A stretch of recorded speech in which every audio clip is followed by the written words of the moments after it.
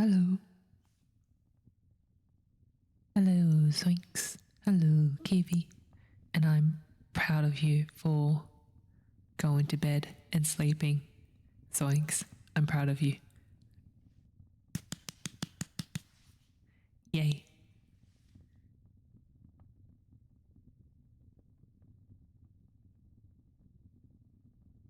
Zwitter. Hello, sleep, sleep.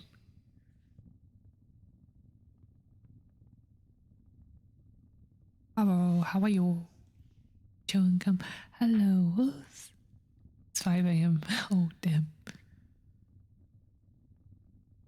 Nihwenj. You need to tell me how to pronounce your name or what you prefer to be called. Because I will continue calling you Nihwenj. We're more than halfway through Dorian Gray, which is crazy.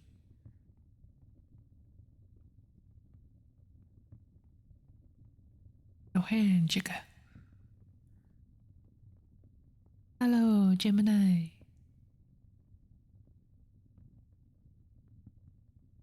Why does the bot not say hi to you? Is the bot down? No, you're not. It's not. Can you start over? No. No. I'm from Argentina. Different pronounce. Ah. Orange. Yeah. Revenge. V-butt. We all have V-butts. Today we are manifesting no dropped frames, no scuff.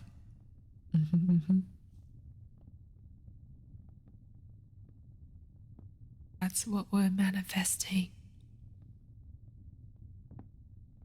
But I hope your days have been good.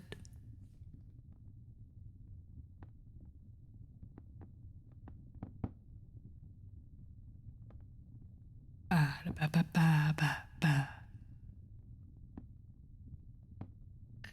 we continue. Last time, what was happening was the story progressed a few years into the future. There was a chapter where I struggled at reading every single paragraph because it would just be descriptions of whatever was in Dorian's collection of whatever.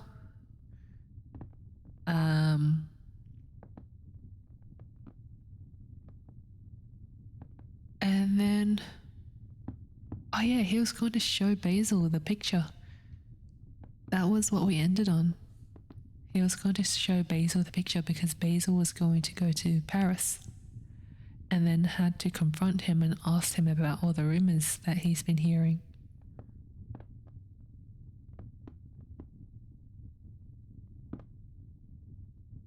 So yeah, cliffhanger.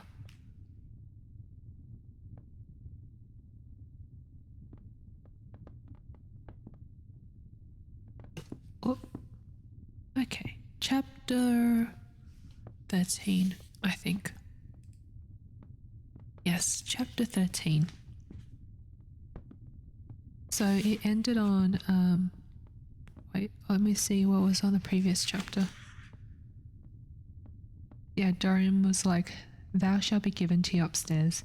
I could not give it here. You will not have to read long." Because he was talking about how it's a diary. Oh, I guess it makes sense. It's Wi-Fi okay today? That's disappointing. Oi. How dare.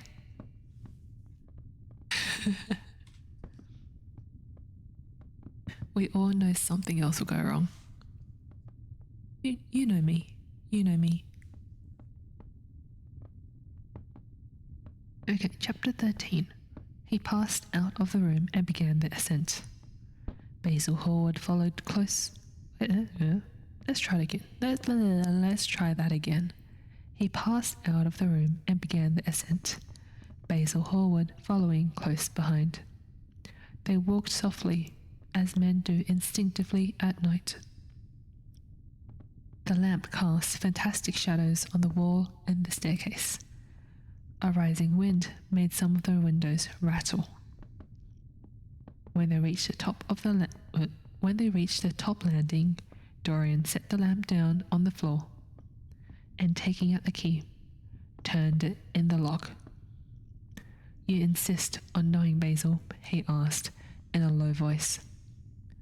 "Yes." "I am delighted," he answered, smiling. Then he added somewhat harshly, "You are the one man in the world who is entitled to know everything about me. You have had more to do with my life than you think." And taking up the lamp, he opened the door and went in. A cold current of air passed them, and the light shot up for a moment in a flame of murky orange. He shuddered. "Shut the door behind you," he whispered as he placed the lamp on the table. Howard glanced around him with a puzzled expression.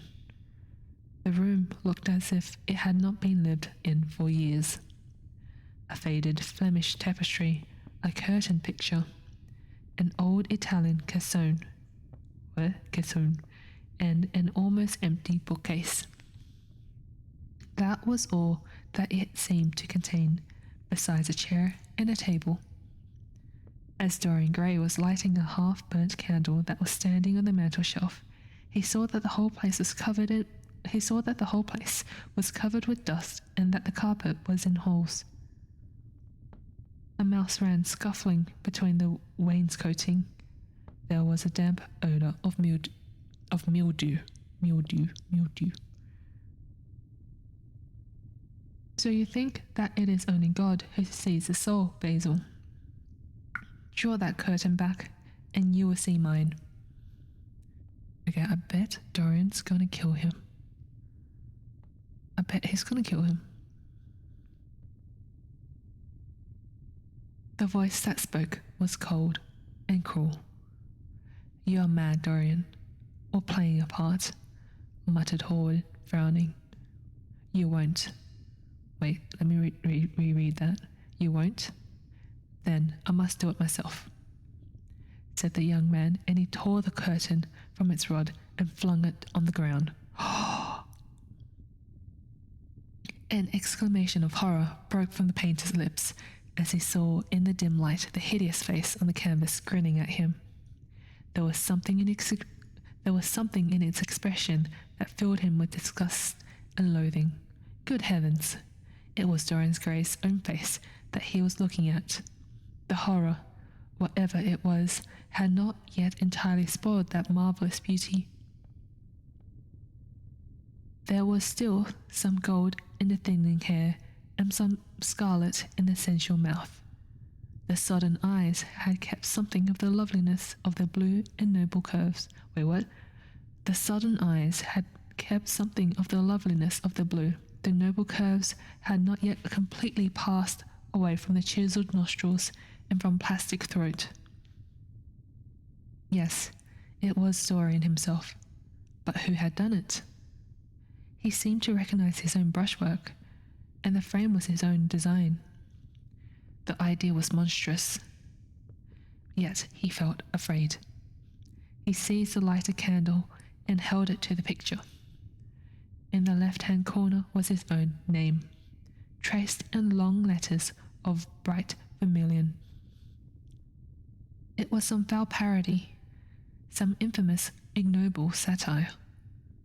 He had never done that. Still, it was his own picture. He knew it, and he felt as if his blood. He knew it, and he felt as if his blood had changed in a moment from fire to sluggish ice. His own picture. What did it mean? Why had it altered? He turned and looked at Dorian Gray with the eyes of a sick man. His mouth twitched, and his parched tongue seemed unable to articulate. He passed his hand across his forehead.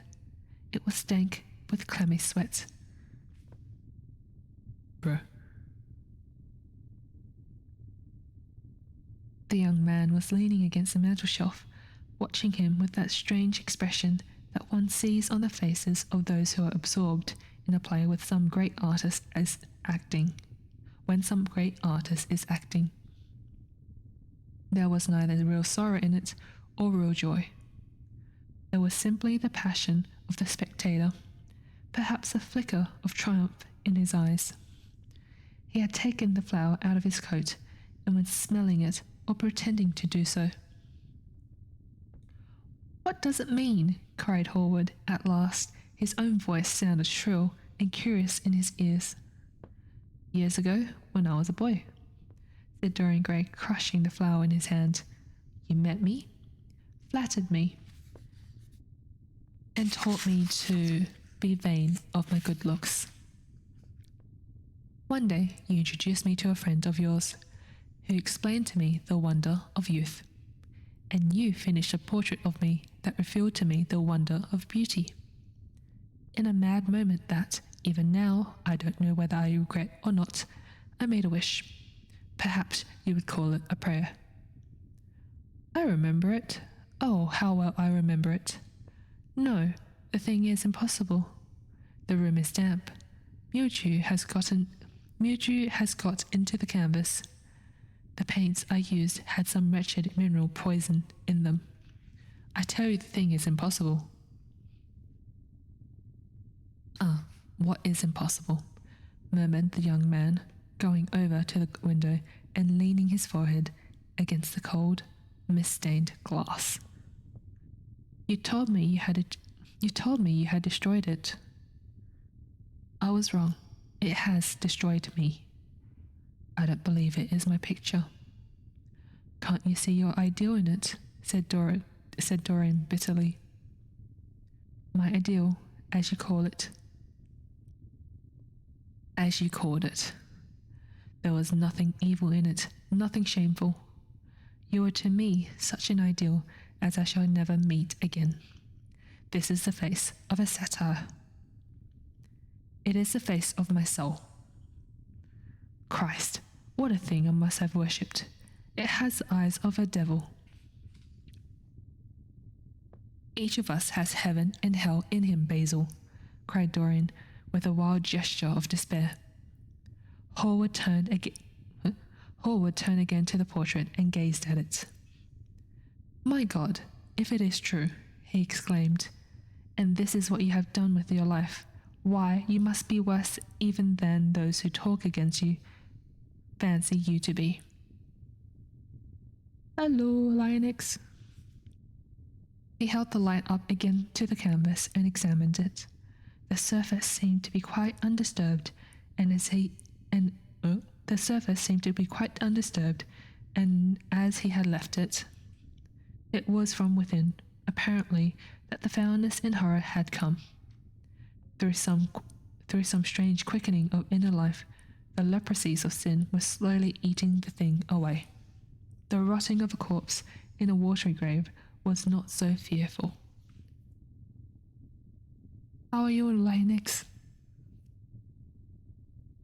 His hand shook, and the candle fell from its pocket on the floor and lay there sputtering. He placed his foot on it and put it out. Then he flung himself into the rickety chair that was standing by the table and buried his face in his hands. "Good God, Dorian, what a lesson! What an awful lesson!" There was no answer, but he could hear the young man sobbing at the window. "Pray, Dorian, pray," he murmured. "What is it that one was taught to say in one's boyhood? Lead us not into temptation, forgive us our sins, wash away our iniquities. Let us say that together. The prayer of your pride has been answered. The prayer of your repentance will be answered also. I worshipped you too much. I am punished for it. You worshipped yourself too much. We are both punished." Damn it, there were some drop frames. No! But it's only 2.2%, which is good. Dorian Dorian Gray turned slowly around and looked at him with tear-dimmed eyes. "It is too late, Basil," he faltered. "It is never too late, It is never too late, Dorian. Let us kneel down and try if we cannot remember prayer. Isn't there a verse somewhere? Though your sins be as scarlet, yet I will make them as white as snow." Those words mean nothing to me now. Hush, don't say that. You have done enough evil in your life. My God, don't you see that accursed thing leering at us?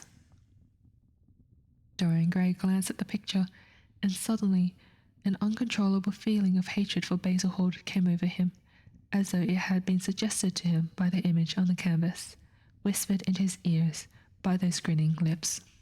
The mad passions of a hunted animal stirred within him, and he loathed the man who was seated at the table more than in his whole life he had ever loathed anything. He glanced wildly around. Something glimmered on the top of the painted chest that faced him. His eye fell on it. He knew what it was. Oh God, it was a knife that he had brought up some days before to cut a piece of cord and had forgotten to take away with him. He moved slowly towards it, passing Howard as he did so. As soon as he got behind him, he seized it, turned around. Howard stirred in his chair as if he was going to rise. He rushed at him and dug the knife into the great vein that is behind the ear, crushing the man's head down on the table and stabbing again and again. Oh God. Dorian. Oh my God. Dorian. What the hell, man? Dorian. There was a stifled groan and the horrible sound of someone choking with blood. 3 times the outstretched arm shot up, convulsively, waving grotesque, stiff-fingered hands in the air. He stabbed him twice more, but the man did not move. Something began to trickle on the floor. He waited for a moment, still pressing the head down. Then he threw the knife on the table and listened. He could hear nothing but the drip, drip on the threadbare carpet. He opened the door and went out on the landing. The house was absolutely quiet. No one was about. For a few seconds, he stood bending over the balustrade. And peering down into the black seething well of darkness. Then he took out the key and returned to the room, locking himself in as he did so. The thing was still seated in the chair, straining over the table with a bowed head and humped back, and long fantastic arms. Had it not been for the red, jagged tear in the neck and the clotted black pool that was slowly widening on the table, one would have said that the man was simply asleep. How quickly it had all been done. He felt strangely calm, and walking over to the window, opened it and stepped out on the balcony. The wind had blown the fog away, and the sky was like a monstrous peacock's tail, starred with myriads of golden eyes.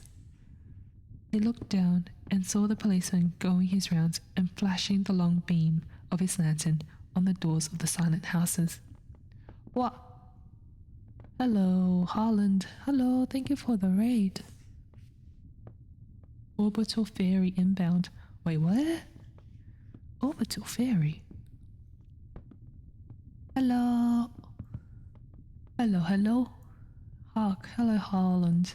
A sprite neath the sun's fierce glare doth craft lairs and share cozy chatty air. In Minecraft's depth they thrive with fairy kin that connive amidst Endwalker's tale, with comrades in tow the quest gainst spoilers wail, art and mirth in equal measure, with singing bursts that bringeth pleasure, work and lurk a daily scene, and numbers of solid the streams of dream. Oh, were you doing Minecraft? Or were you arting? Hello. Thank you for the raid. You were? nice. Nice. Wait. I hope your stream went well. Oh god. Hey? Wait. Playing after 10 years. Wow. I suck. Actually, I've never played Minecraft.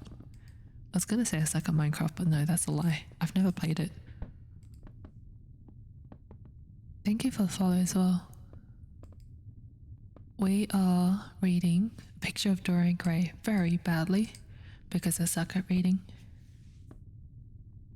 But that's okay.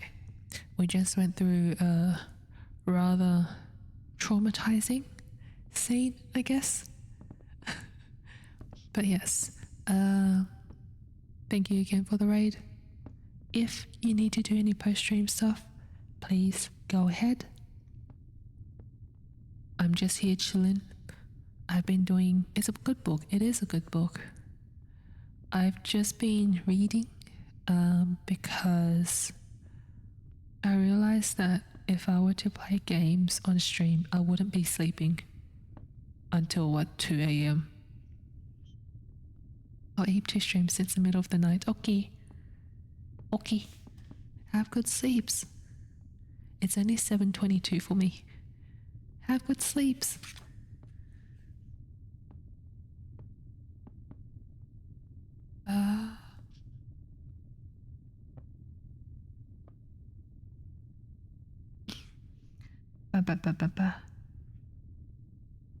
Okay, the crimson spot of a prowling hansom. 2:30, dang. Good night.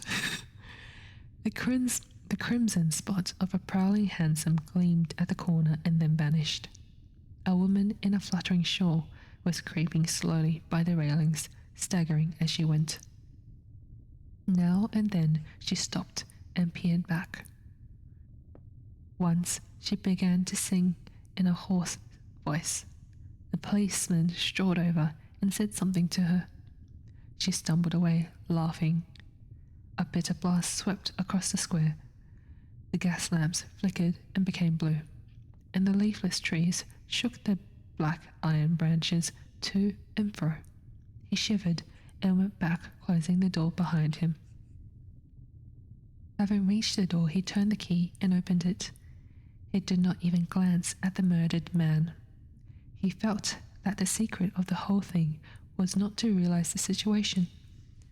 The friend who had painted the fatal portrait to which all his misery has been due had gone out of his life. That was enough. Then he remembered the lamp. It was a rather curious one, of Moorish workmanship, made of a dull silver inlaid and arabesque of burnished steel, and studded with coarse turquoises. Perhaps it might be missed by his servant, and questions would be asked. He hesitated for a moment, then he turned back and took it from the table. He could not help seeing the dead thing. How still it was, how horribly white the long hands looked. It was like a dreadful wax image. Having locked the door behind him, he crept quietly down the stairs. The woodwork creaked and seemed to cry out as if in pain. He stopped several times and waited. No, everything was still. It was merely the sound of his own footsteps. When he reached the library, he saw the bag and coat in a corner. They must be hidden away somewhere. He unlocked a secret press that was in the wainscoting, a press in which he kept his own curious disguises, and put them into it. He could easily burn them afterwards. Then he pulled out his watch. It was 20 minutes to 2. He sat down and began to think. Every year, every month almost, men were strangled in England for what he had done. There had been a madness of murder in the air. Some red star had come too close to the earth, and yet what evidence was there against him? Basil Hallward had left the house at 11. No one had seen him come in again. Most of the servants were at Selby Royal. His valet had gone to bed. Paris. Yes, it was to Paris that Basil had gone, and by the midnight train as he had intended. With his curious reserved habits, it would be months before any suspicions would be roused. Months. Everything could be destroyed long before then. A sudden thought struck him. He put on his fur coat and hat and went out into the hall. There he paused, hearing the slow, heavy tread of the policeman on the pavement outside and seeing the flash of the bullseye reflected in the window. He waited and held his breath. After a few moments he drew back the latch and slipped out, shutting the door very gently behind him. Then he began ringing the bell. In about 5 minutes his valet appeared, half-dressed and looking very drowsy. I am sorry to have had to wake you up, Francis, he said, stepping in, but I have forgotten my latchkey. What time is it? 10 minutes past 2, sir, answered the man, looking at the clock and blinking. 10 minutes past 2? How horribly late. You must wake me at 9 tomorrow. I have some work to do. All right, sir. Did anyone call this evening? Mr. Howard, sir. He stayed here till 11, and then he went away to catch his train. Oh, I'm sorry I didn't see him. Did he leave any message? No, sir, except that he would write to you from Paris if he did not find you at the club. That would do, Francis. Don't forget to call me at 9 tomorrow. No, sir. The man shambled down the passage in his slippers. Dorian Gray threw his hat and coat upon the table and passed into the library. For a quarter of an hour he walked up and down the building, biting his lip and thinking. Then he took down the blue book from one of the shelves and began to turn over the leaves. Alan Campbell, 152, Hertford Street, Mayfair. Yes, that was the man he wanted.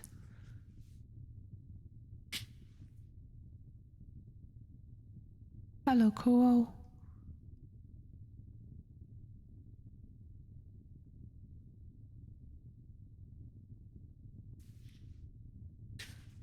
Chapter 14.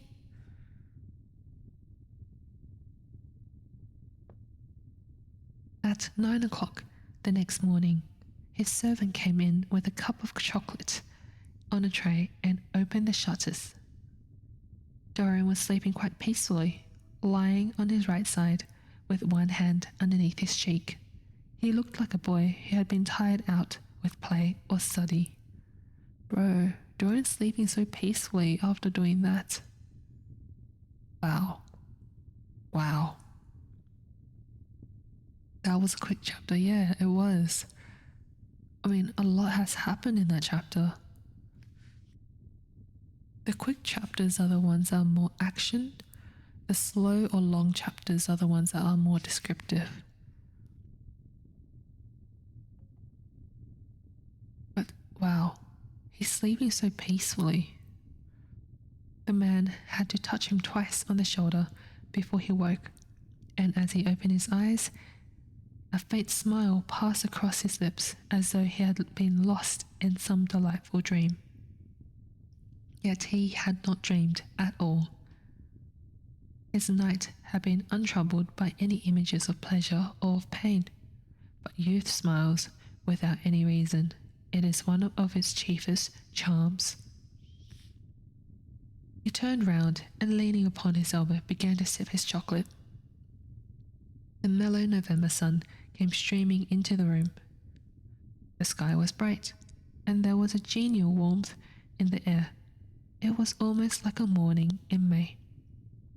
Gradually the events of the preceding night crept with silent, blood-stained feet into his brain, and reconstructed themselves there with terrible distinctness. He winced at the memory of all that he had suffered, and for a moment the same curious feeling of loathing for Basil Hallward that had made him He winced at the memory of it. He winced at the memory of all that he had suffered, and for a moment the same curious feeling of loathing for Basil Hallward that had made him kill him as he sat in the chair came back to him, and he grew cold with passion. The dead man was still sitting there too, and in the sunlight now. The dead man was still sitting there too, and in the sunlight now. How horrible that was! Such hideous things were for the darkness, not for the day. He felt that if he brooded on what he had gone through, he would sicken or grow mad. There were sins whose fascination was more in the memory than in the doing of them. Strange triumphs that gratified the pride more than the passions, and gave to the intellect a quickened sense of joy greater than any joy they brought, or could ever bring to the senses. But this was not one of them. This was a thing to be driven out of the mind, to be drugged with poppies, to be strangled lest it might strangle one itself. When the half hour struck, he passed his hand across his forehead, and then got up hastily and dressed himself with even more than his usual care, giving a good deal of attention to the choice of his necktie and scarf pin, and changing his rings more than once. He spent a long time also over breakfast, tasting the various dishes, talking to his valet about some new liveries that he was thinking of getting made for the servants at Selby, and going through his correspondence. At some of the letters he smiled. 3 of them bored him. One he read several times over, and then tore up with a slight look of annoyance in his face. That awful thing, a woman's memory, as Lord Henry had once said. After he had drunk his cup of black coffee, he wiped his lips slowly with a napkin, motioned to his servant to wait, and going over to the table, sat down and wrote 2 letters. One he put in his pocket, the other he handed to the valet. Take this round to 152 Hertford Street, Francis, and if Mr. Campbell is out of town, get his address. As soon as he was alone, he lit a cigarette and began sketching upon a piece of paper, drawing first flowers and bits of architecture, and then human faces. Suddenly he remarked that every face he drew seemed to have fantastic likeness to Basil Hallward. He frowned, and getting up, went over to the bookcase and took out a volume at hazard. He was determined that he would not think about what had happened until it became necessary that he should do so. When he had stretched himself on the sofa, he looked at the title page of the book. Its gorgeous Emo Kame's Charpentier's Japanese paper edition with a jacquemart etching. The binding was of citron green leather with a design of gilt trellis work and dotted pomegranates. It had been given to him by Adrian Singleton. As he turned over the page, oh God, Bookie, hello. Cool.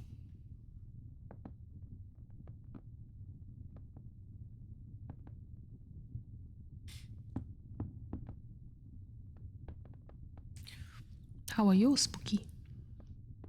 My balls hurt. That being given to him by Adrian Singleton. As he turned over the page, his eye fell on the poem about the hand of, oh God, Lacenaire, the cold yellow hand. Du supplice Uncle Malebe, with its downy red hairs and its doink der fawn. He glanced at his own white tapered fingers, shuddering slightly in spite of himself, and passed on till he came to those lovely stanzas upon Venus. I apologize to everyone who's French. Oh God, I'm disconnecting.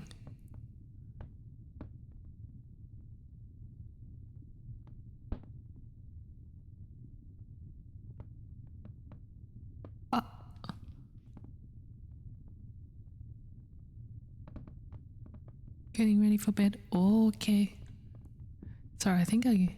Did I disconnect momentarily? I think I did. Ah! No!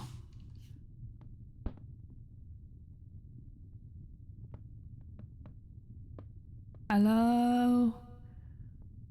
It's me. I was wondering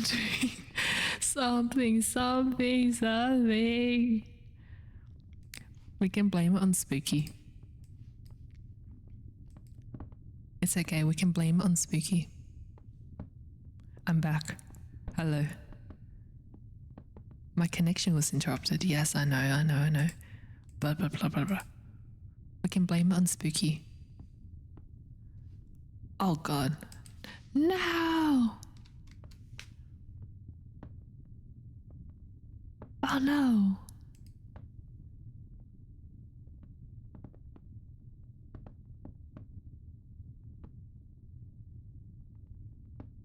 Ah!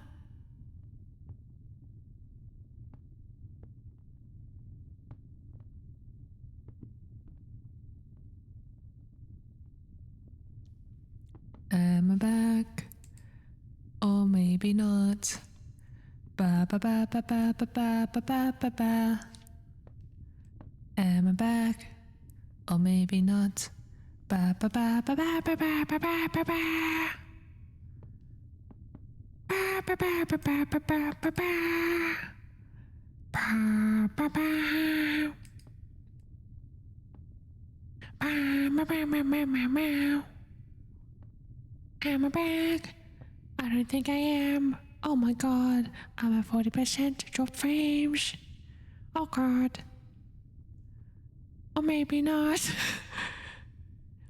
Keeps doing a buffer. No, I'm dropping like crazy. Why am I dropping like crazy?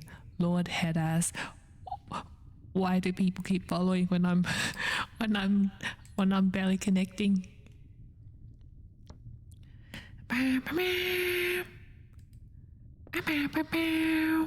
Oh, I'm back.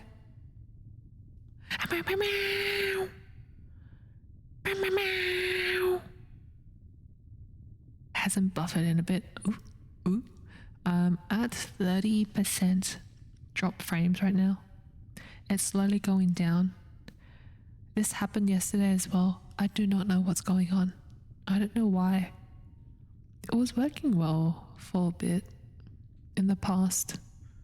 So what changed? Housemate isn't back yet. This is why cable internet. Bro, I can't do cable. I should have picked to live in the cable house. There was a place I was deciding between which I could just plug the Ethernet in. But I chose the cheaper option, and I swear, I think my housemate's dad comes into my room to open my windows. I do not leave my windows or the blinds open that wide, and I come back and it's just wide open.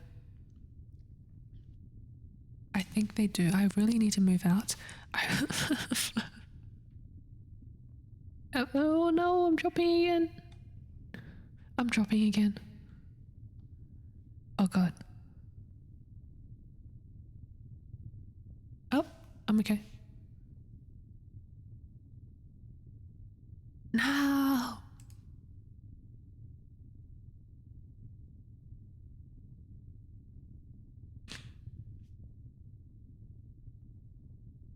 Oh no. Oh no. I told you not to give the Wi-Fi password to them. I'm sorry. I thought they were nice. They're old people.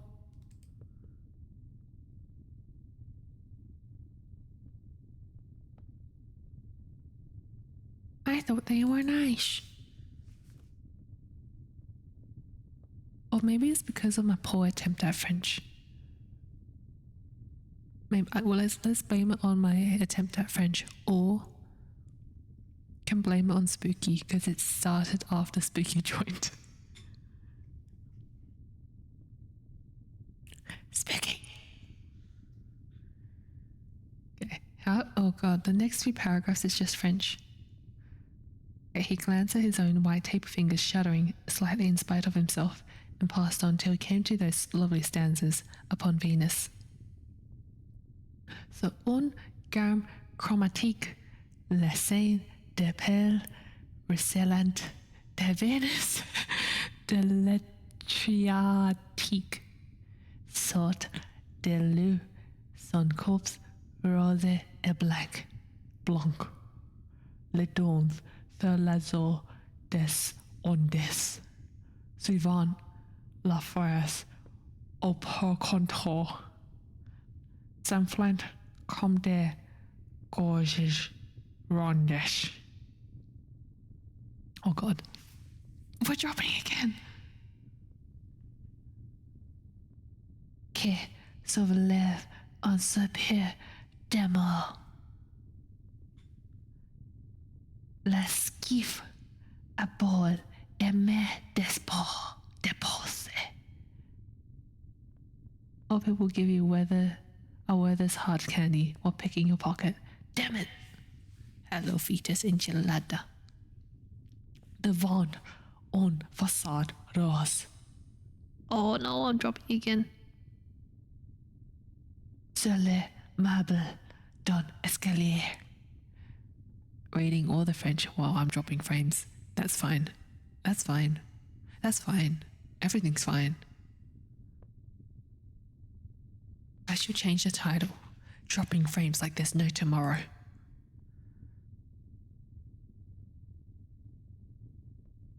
Dropping frames like no tomorrow.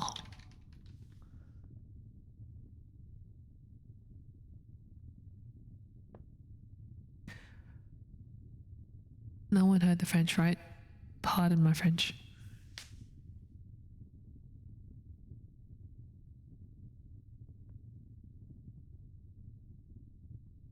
How exquisite they were. As one read them, one seemed to be floating down the green waterways of the pink and pearl city, seated in a black gondola with silver prow and trailing curtains. The mere lines looked to him like the straight lines of turquoise blue that followed one as one pushes out to the Lido. The sudden flashes of colour reminded him of the gleam of the opal and iris-throated birds that flutter around the tall honeycombed campanile, or stalk with such stately grace through the dim, dust-stained arcades. Leaning back with half-closed eyes, he kept saying over and over to himself, Devant une façade rose, sur le meuble d'un escalier. I'm sorry to the French people that I'm not doing this on purpose. I don't know what they say. I'm sorry to the French people. If you're here, don't cancel me. The whole Venice was in those two lines. The whole of Venice was in those two lines. He remembered the autumn that he had passed there and a wonderful love that had stirred him to mad, delightful follies. There was romance in every place, but Venus, like Oxford, had kept the background for romance. And to the true romantic background was everything or almost everything. Basil had been with him part of the time and had gone wild over Tintoret. Poor Basil. What a horrible way for a man to die. He sighed and took up the volume again and tried to forget. He read of the swallows that fly in and out of the little cafe at Smyrna, or the hadjis. Dropping frames or dropping this page, yeah. I'm at 16%, which is not bad.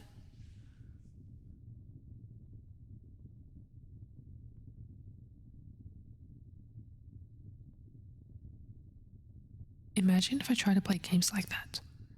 bro. The computer would have imploded. Okay, he read of the swallows that fly in and out of the little cafe at Smyrna where the Hajis sit counting their amber beads and the turbaned merchants smoke their long tasseled pipes and talk gravely to each other. He read of the obelisk in the Place de la Concorde that weeps tears of granite in its lonely, sunless exile and longs to be back by the hot, lotus-covered Nile where there are sphinxes and rose-red ibises and white vultures with gilded claws, and crocodiles with small beryl eyes that crawl over the green, steaming mud. He began to brood over those verses which, drawing music from kiss-stained marble, tell of that curious statue that Gautier compares to a contralto voice, the monstre charmant that couches in the porphyry room of the Louvre. But after a time, the book fell from his hand. He grew nervous, and a horrible fit of terror came over him. What if Alan Campbell should be out of England? Days would lapse before he could come back. Perhaps he might refuse to come. What could he do then? Every moment was of vital importance. They had been great friends once, 5 years before, almost inseparable indeed. Then the intimacy had come suddenly to an end. When they met in society now, it was only Dorian Gray who smiled. Alan Campbell never did. He was an extremely clever young man, though he had no real appreciation of the visible arts, and whatever little sense of the beauty of poetry he possessed he had gained entirely from Dorian. His dominant intellectual passion was for science. At Cambridge, he had spent a great deal of his time working in the laboratory and had taken a good class in the natural science tripos of his year. Indeed, he was still devoted to the study of chemistry and had a laboratory of his own in which he used to shut himself up all day long, greatly to the annoyance of his mother, who had set her heart on his standing for Parliament and had a vague idea that a chemist was a person who made up prescriptions. He was an excellent musician, however, as well, and played both the violin and the piano better than most amateurs. In fact, it was music that had first brought him and Dorian Gray together. Music and that indefinable attraction that Dorian seemed to be able to exercise whenever he wished. And indeed exercised often without being conscious of it. They had met at Lady Berkshire's the night that Rubinstein played there, and after that used to be always seen together at the opera and wherever good music was going on. For 18 months the intimacy lasted.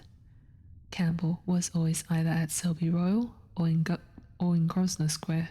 To him, as to many others, Dorian Gray was the type of everything that is wonderful and fascinating in life. Whether or not a quarrel had taken place between them, no one ever knew. But suddenly people remarked that they scarcely spoke when they met, and that Campbell seemed to always go away early from any party at which Dorian Gray was present.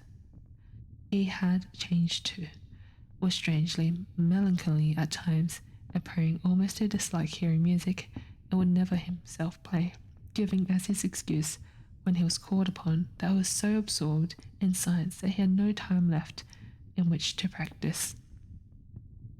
And this was certainly true. Every day he seemed to become more interested in biology, his name appearing once or twice in some of the scientific reviews in connection with certain curious experiments. The suspense became unbearable. I skipped a whole paragraph. This was the man Dorian Gray was waiting for.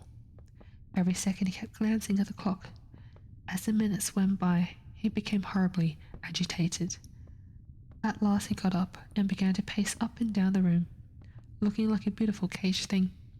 He took long, stealthy strides. His hands were curiously cold. The suspense became unbearable. Time seemed to him to be crawling with feet of lead, while he, by monstrous winds, was being swept towards the jagged edge of some black cleft of precipice. He knew what was waiting for him there, saw it, indeed, and shuddering, crushed with dank hands his burning lids as though he would have robbed the very brain of sight and driven the eyeballs back into the cave. It was useless. The brain had its own food, on which it battened, and the imagination, made grotesque by terror, twisted and distorted as a living thing by pain, danced like some foul puppet on a stand and grinning.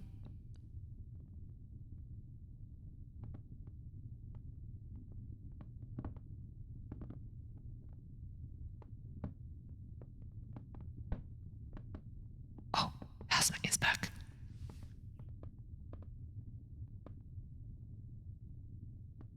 On a stand and grinned through moving masks.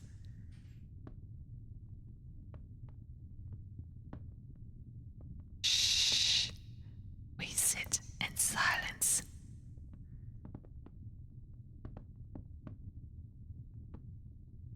What is she doing?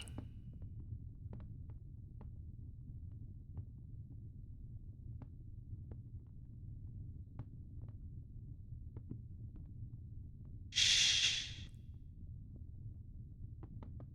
Okay, I think we're good. Okay, let's be quiet. What was I up to?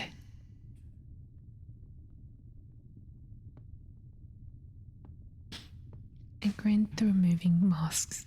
Then suddenly time stopped for him. Yes, that blind, slow-breathing thing crawled no more, and horrible thoughts time, being dead, raced nimbly on in front and dragged a hideous future from his grave, and showed it to him. He stared at it. Its very horror made him stone. At last, the door opened and his servant entered. He turned glazed eyes upon him. "Mr. Campbell, sir," said the man. A sigh of relief broke from his parched lips, and the colour came back to his cheeks. "Quiet. Shh."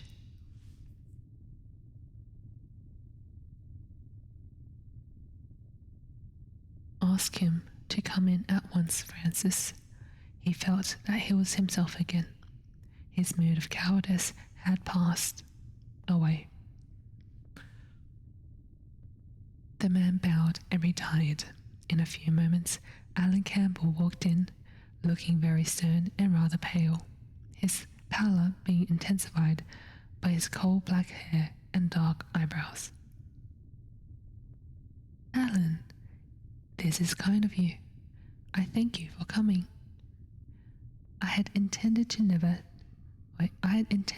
to enter your house again, Gray, but you said it was a matter of life and death." His voice was hard and cold. He spoke with slow deliberation. There was a look of contempt in the steady, searching gaze that he turned on Dorian. He kept his hands in the pockets of his astrakhan coat and seemed to not have noticed the gesture with which he had been greeted. "Yes, it is a matter of life and death, Alan, and to more than one person. Sit down." "Hi, Snowy." "How are you, Snowy? Wait, have I said hi to you yet?" I think I have.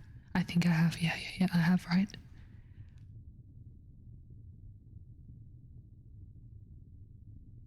Campbell took a chair by the Oh, she just turned on the TV. Campbell took a chair by the table, and Dorian sat opposite to him.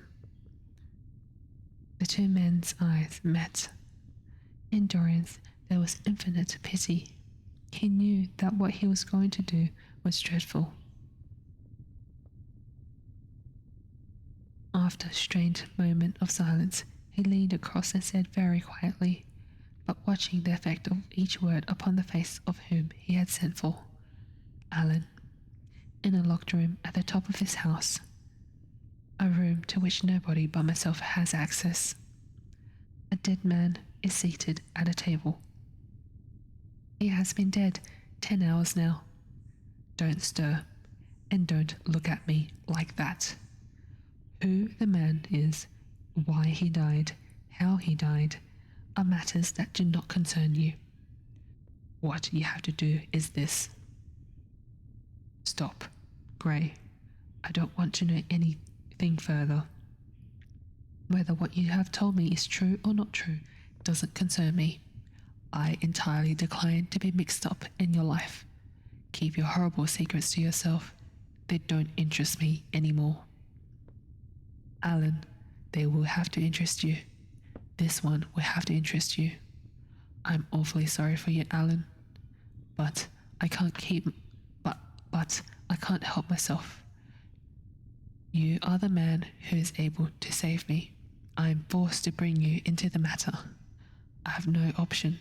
Alan, you are scientific. You know about chemistry and things of that kind. You have made experiments. What you have got to do is to destroy the thing that is upstairs, to destroy it so that not a vestige of it will be left. Nobody saw this person come into the house. Indeed, at the present moment, he is supposed to be in Paris. He will not be missed for months. When he is missed, there must be no trace of him found here. You, Alan, you must change him, and everything that belongs to him, into a handful of ashes that I may scatter in the air. You are mad, Dorian. Ah, I was waiting for you to call me Dorian. You are mad, I tell you. Mad to imagine that I will raise a finger to help you. Mad to make this monstrous confession. I will have nothing to do with this matter, whatever it is. Do you think I'm going to peril my reputation for you? What is it to me what devil's work you're up to? It was suicide, Alan. I am glad of that, but who drove him to it? You, I should fancy. Do you still refuse to do this for me? Of course I refuse. I will have absolutely nothing to do with it. I don't care what shame comes on you. You deserve it all. You deserve it all. I should not be sorry to see you disgraced, publicly disgraced. How dare you ask me, of all men in the world, to mix myself up in this horror? I should have thought you knew more about people's characters. Your friend, Lord Henry Wotton, can't have taught you much about psychology, whatever else he has taught you. Nothing will induce me to stir a step to help you. You have come to the wrong man. Go to some of your friends. Don't come to me. Alan, it was murder. I killed him. You don't know what he had made me suffer. Whatever my life is, he had more to do with the making or the marring of it than poor Harry has had. He may not have intended it. The result was the same.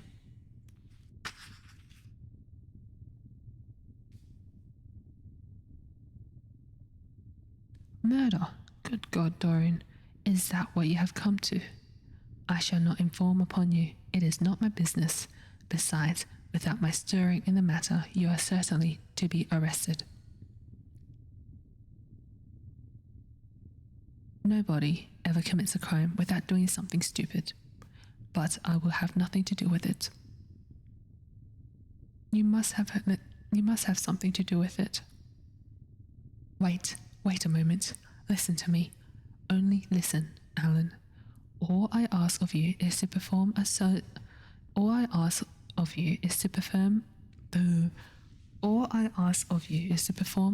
scientific experiment. You go to hospitals and dead houses, and the horrors that you do there don't affect you. Even some hideous dissecting room or fated laboratory found this man lying on a leaden table with red gutters scooped out in it for the blood to flow through. You would simply look upon him as an admirable subject. You would not turn a hair. You would not believe that you were doing anything wrong. On the contrary, you would probably feel that you were benefiting the human race, or increasing the sum of knowledge in the world, or gratifying intellectual curiosity, or something of that kind. What I want you to do is merely what you have often done before.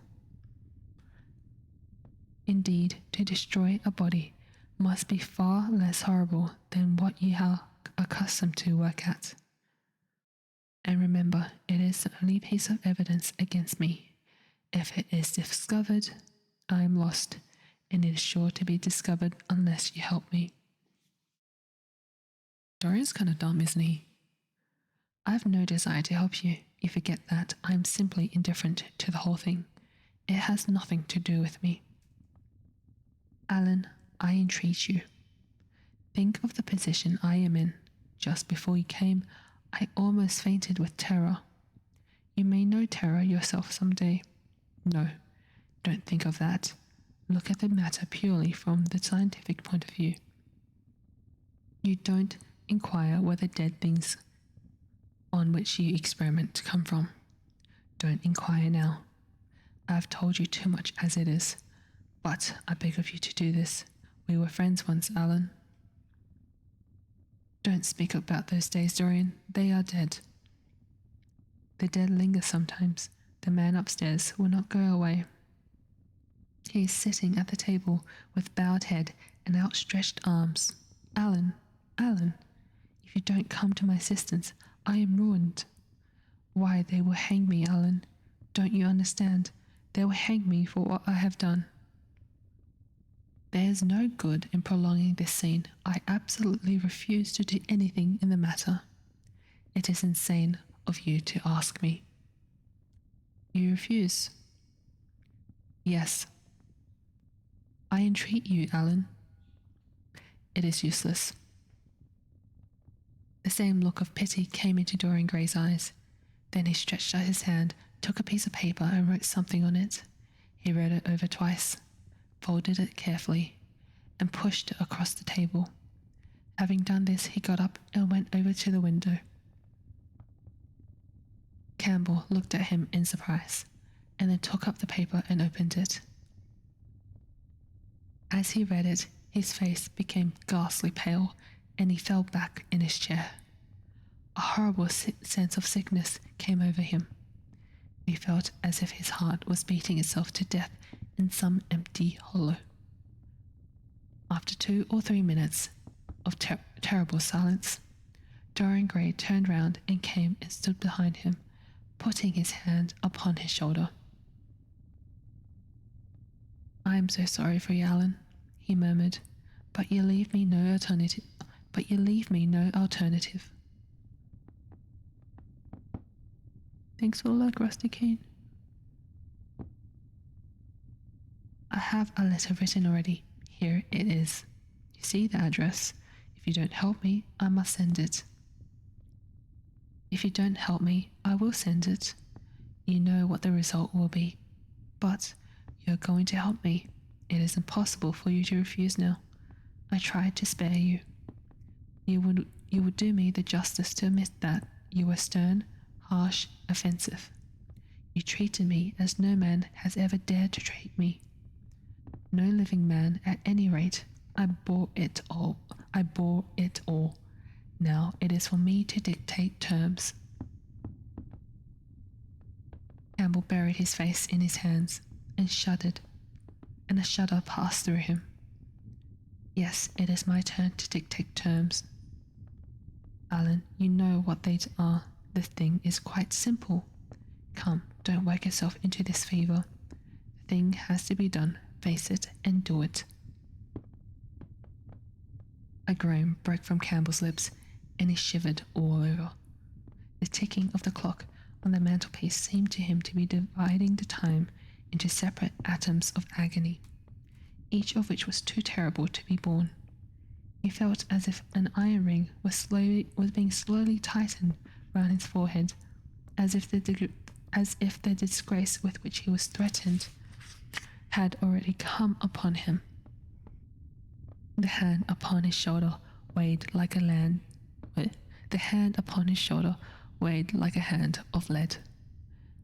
It was intolerable. It seemed to crush him. Come, Alan, you must decide at once. I cannot do it, he said mechanically, as though words could alter things. You must. You have no choice. Don't delay. He hesitated for a moment. Is there a fire in the room upstairs? Yes, there is a gas fire with asbestos. I shall have to go home and get things from the laboratory. No, Alan, you must not leave the house. Write out on a sheet of notepaper what you want, and my servant will take a cab and bring the things back to you. Campbell scrawled a few lines, blotted them, and addressed an envelope to his assistant. Thanks for follow Arturo Martinez. Dorian took the note up and read it carefully. Then he rang the bell and gave it to his valet with orders to return as soon as possible and to bring the things with him. As the hall door shut, Campbell started nervously, and having got up from the chair, went over to the chimney piece. He was shivering with a kind of ague. For nearly 20 minutes, neither of the men spoke. A fly buzzed noisily about the room, and the ticking of the clock was like the beat of a hammer. As the chime struck 1, Campbell turned round, and looking at Dorian Gray, saw that his eyes were filled with tears. There was something in the purity and refinement of that sad face that seemed to enrage him. You are infamous, absolutely infamous, he muttered. Hush, Alan, you have saved my life, said Dorian. Your life? Good heavens, what a life that is! You have gone from corruption to corruption, and now you have culminated in crime. In doing what I am going to do, what you force me to do, it is not of your life that I am thinking. Ah, Alan, murmured Dorian with a sigh, I wish you had 1,000th part of the pity for me that I have for you. He turned away as he spoke and stood looking out at the garden. Campbell made no answer.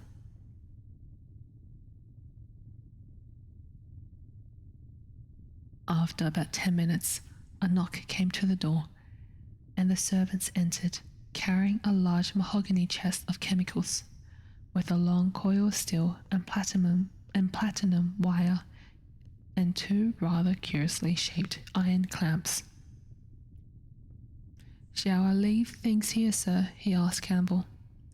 Yes, said Dorian, and I am afraid, Francis, that I have another errand for you. What is the name of the man at Richmond who supplies Selby with orchids? Pardon, sir. Gee, hello. My reverb senpai. Hello, how are you, Chi? I'm reading book, and the main character just killed his friend, and is blackmailing someone else to destroy the body. Cleaning a room. I should do that too. But that's okay. I'll do that another day. The law, yeah. Right now they're in the process of hiding the body or destroying the body. Found money. Oh, how much? Yes, Harden, you must go down to Richmond at once. see Harden personally and tell him to send twice as many orchids as I ordered, and to have as few white ones as possible. In fact, I don't want any white ones. It is a lovely day, Francis, and Richmond is a pretty place, otherwise I wouldn't bother you about it. 200 plus USD. Dang! In Australia, you times 2 by that. Right, for a lot of US dollars, in my mind, I don't know the exact conversion. I always do US dollars times 2. That's a lot of money.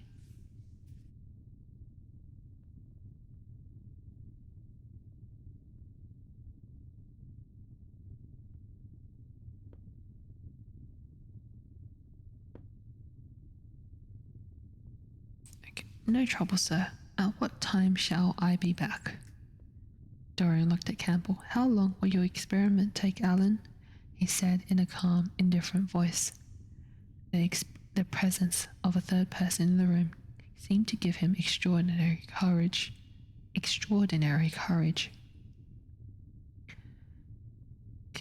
Are you similar? Are they? Wait.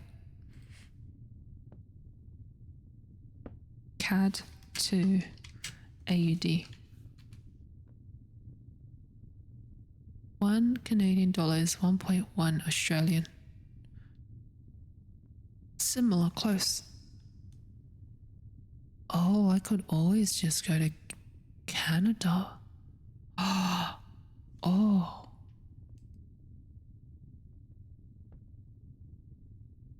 Cleanest room in the world.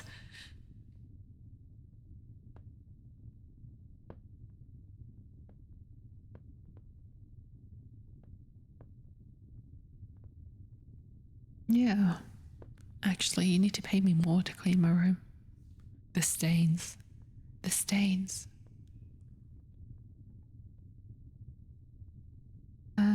Campbell frowned and bit his lip. It will take about 5 hours, he answered.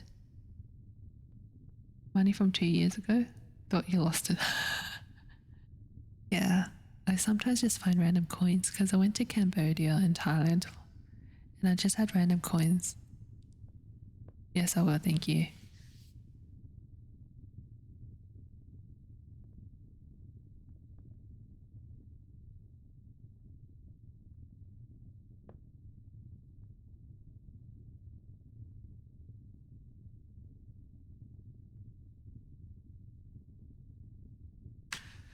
Okay, what did I get up to? You thought you lost it, you came back? Yeah, that happens with money. But never $200. Actually, I've never been to US, so I wouldn't know. It will be time enough then if you're back at 7:30, Francis. Or stay, just leave my things out for dressing. You can have the evening to yourself. I am not dining at home, so I shall not want you. Thank you, sir, said the man, leaving the room. Now, Alan, there's not a moment to be lost. How heavy this chest is. I'll take it for you. You bring the other things. He spoke rapidly and in an authoritative manner. Campbell felt dominated by him. They left the room together. When they reached the top landing, Dorian took out the key and turned it in the lock. Then he stopped, and a troubled look came into his eyes. He shuddered. I don't think I can go in, Alan, he murmured. It is nothing to me. I don't require you, said Campbell coldly. Dorian half opened the door. As he did so, he saw the face of his portrait leering in the sunlight on the floor in front of it. The torn curtain was lying. He remembered that the night before he had forgotten for the first time in his life to hide the fatal canvas and was about to rush forward when he drew back with a shudder. Oh, he's going to reveal the painting to someone else. What was that loathsome red dew that gleamed wet and glistening on one of the hands, as though the canvas had sweated blood? How horrible it was. More horrible, it seemed to him for the moment, than the silent thing that he knew was stretched across the table, the thing whose grotesque, misshapen shadow on the spotted carpet showed him that it had not stirred, but was still there as he had left it.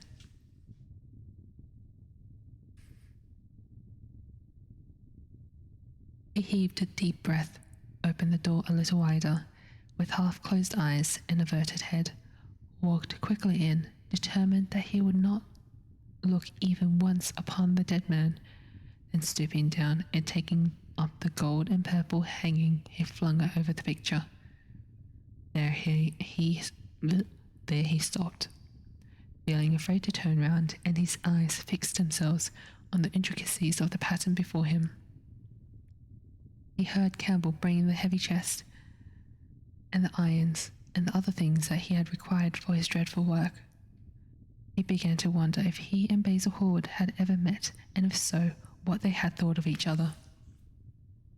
"Leave me now," said a stern voice behind him.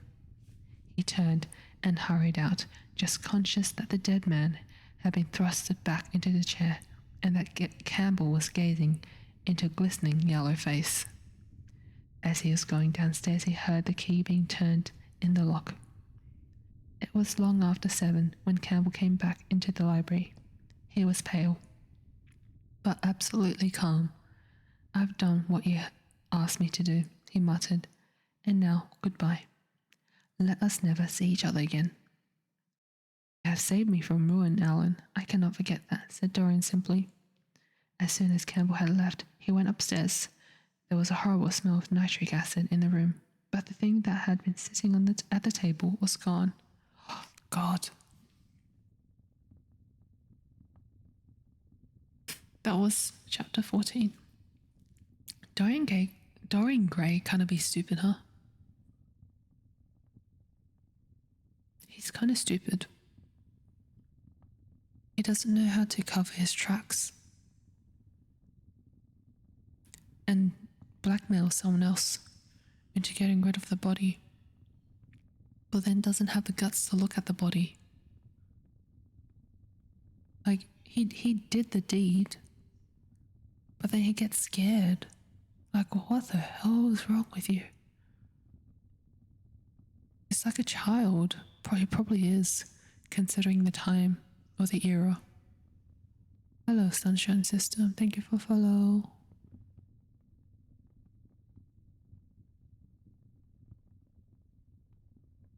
Bruh, this guy being kind of dumb, huh?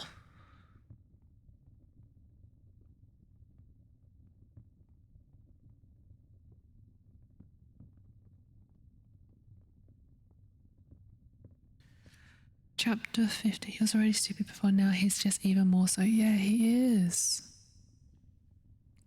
It's just... what the hell's wrong with you?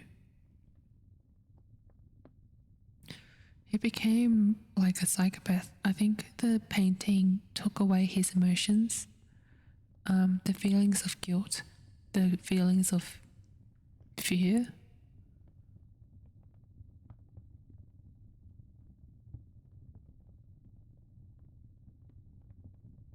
Crazy. Chapter 15. That evening at 8:30, exquisitely dressed and wearing a large buttonhole of Parma violets, Dorian Gray was ushered into Lady Narborough's drawing room by bowing servants. His forehead was throbbing with maddened nerves, and he felt wildly excited, but his manner, as he bent over his hostess's hand, was as easy and graceful as ever. Perhaps one never seems so much at one's ease as when one has to play a part. Certainly no one looking at Dorian Gray that night could have believed that he had passed through a tragedy as horrible as any tragedy of our age. Those finely shaped fingers could never have clutched a knife for sin, nor those smiling lips have cried out on God and goodness.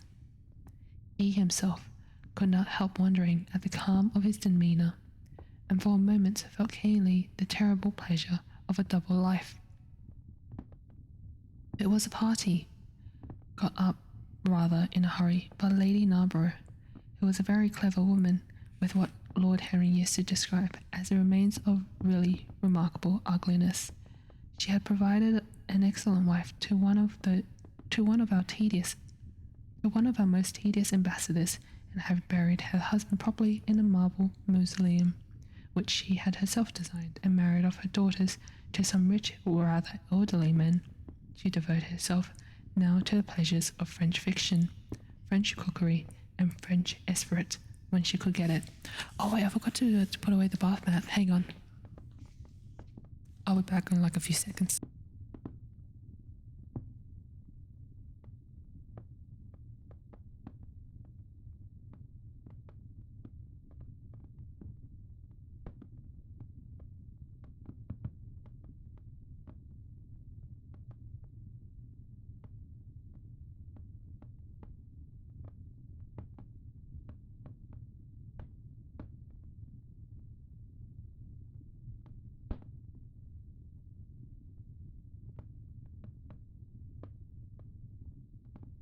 Never mind, it was already being put away. What? Did I do it? Or did the housemate do it?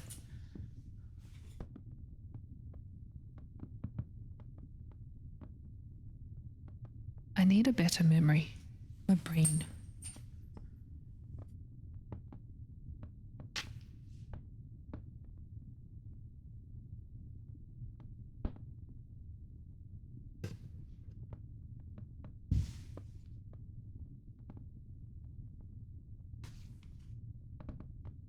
Some lady with a French, who likes French things.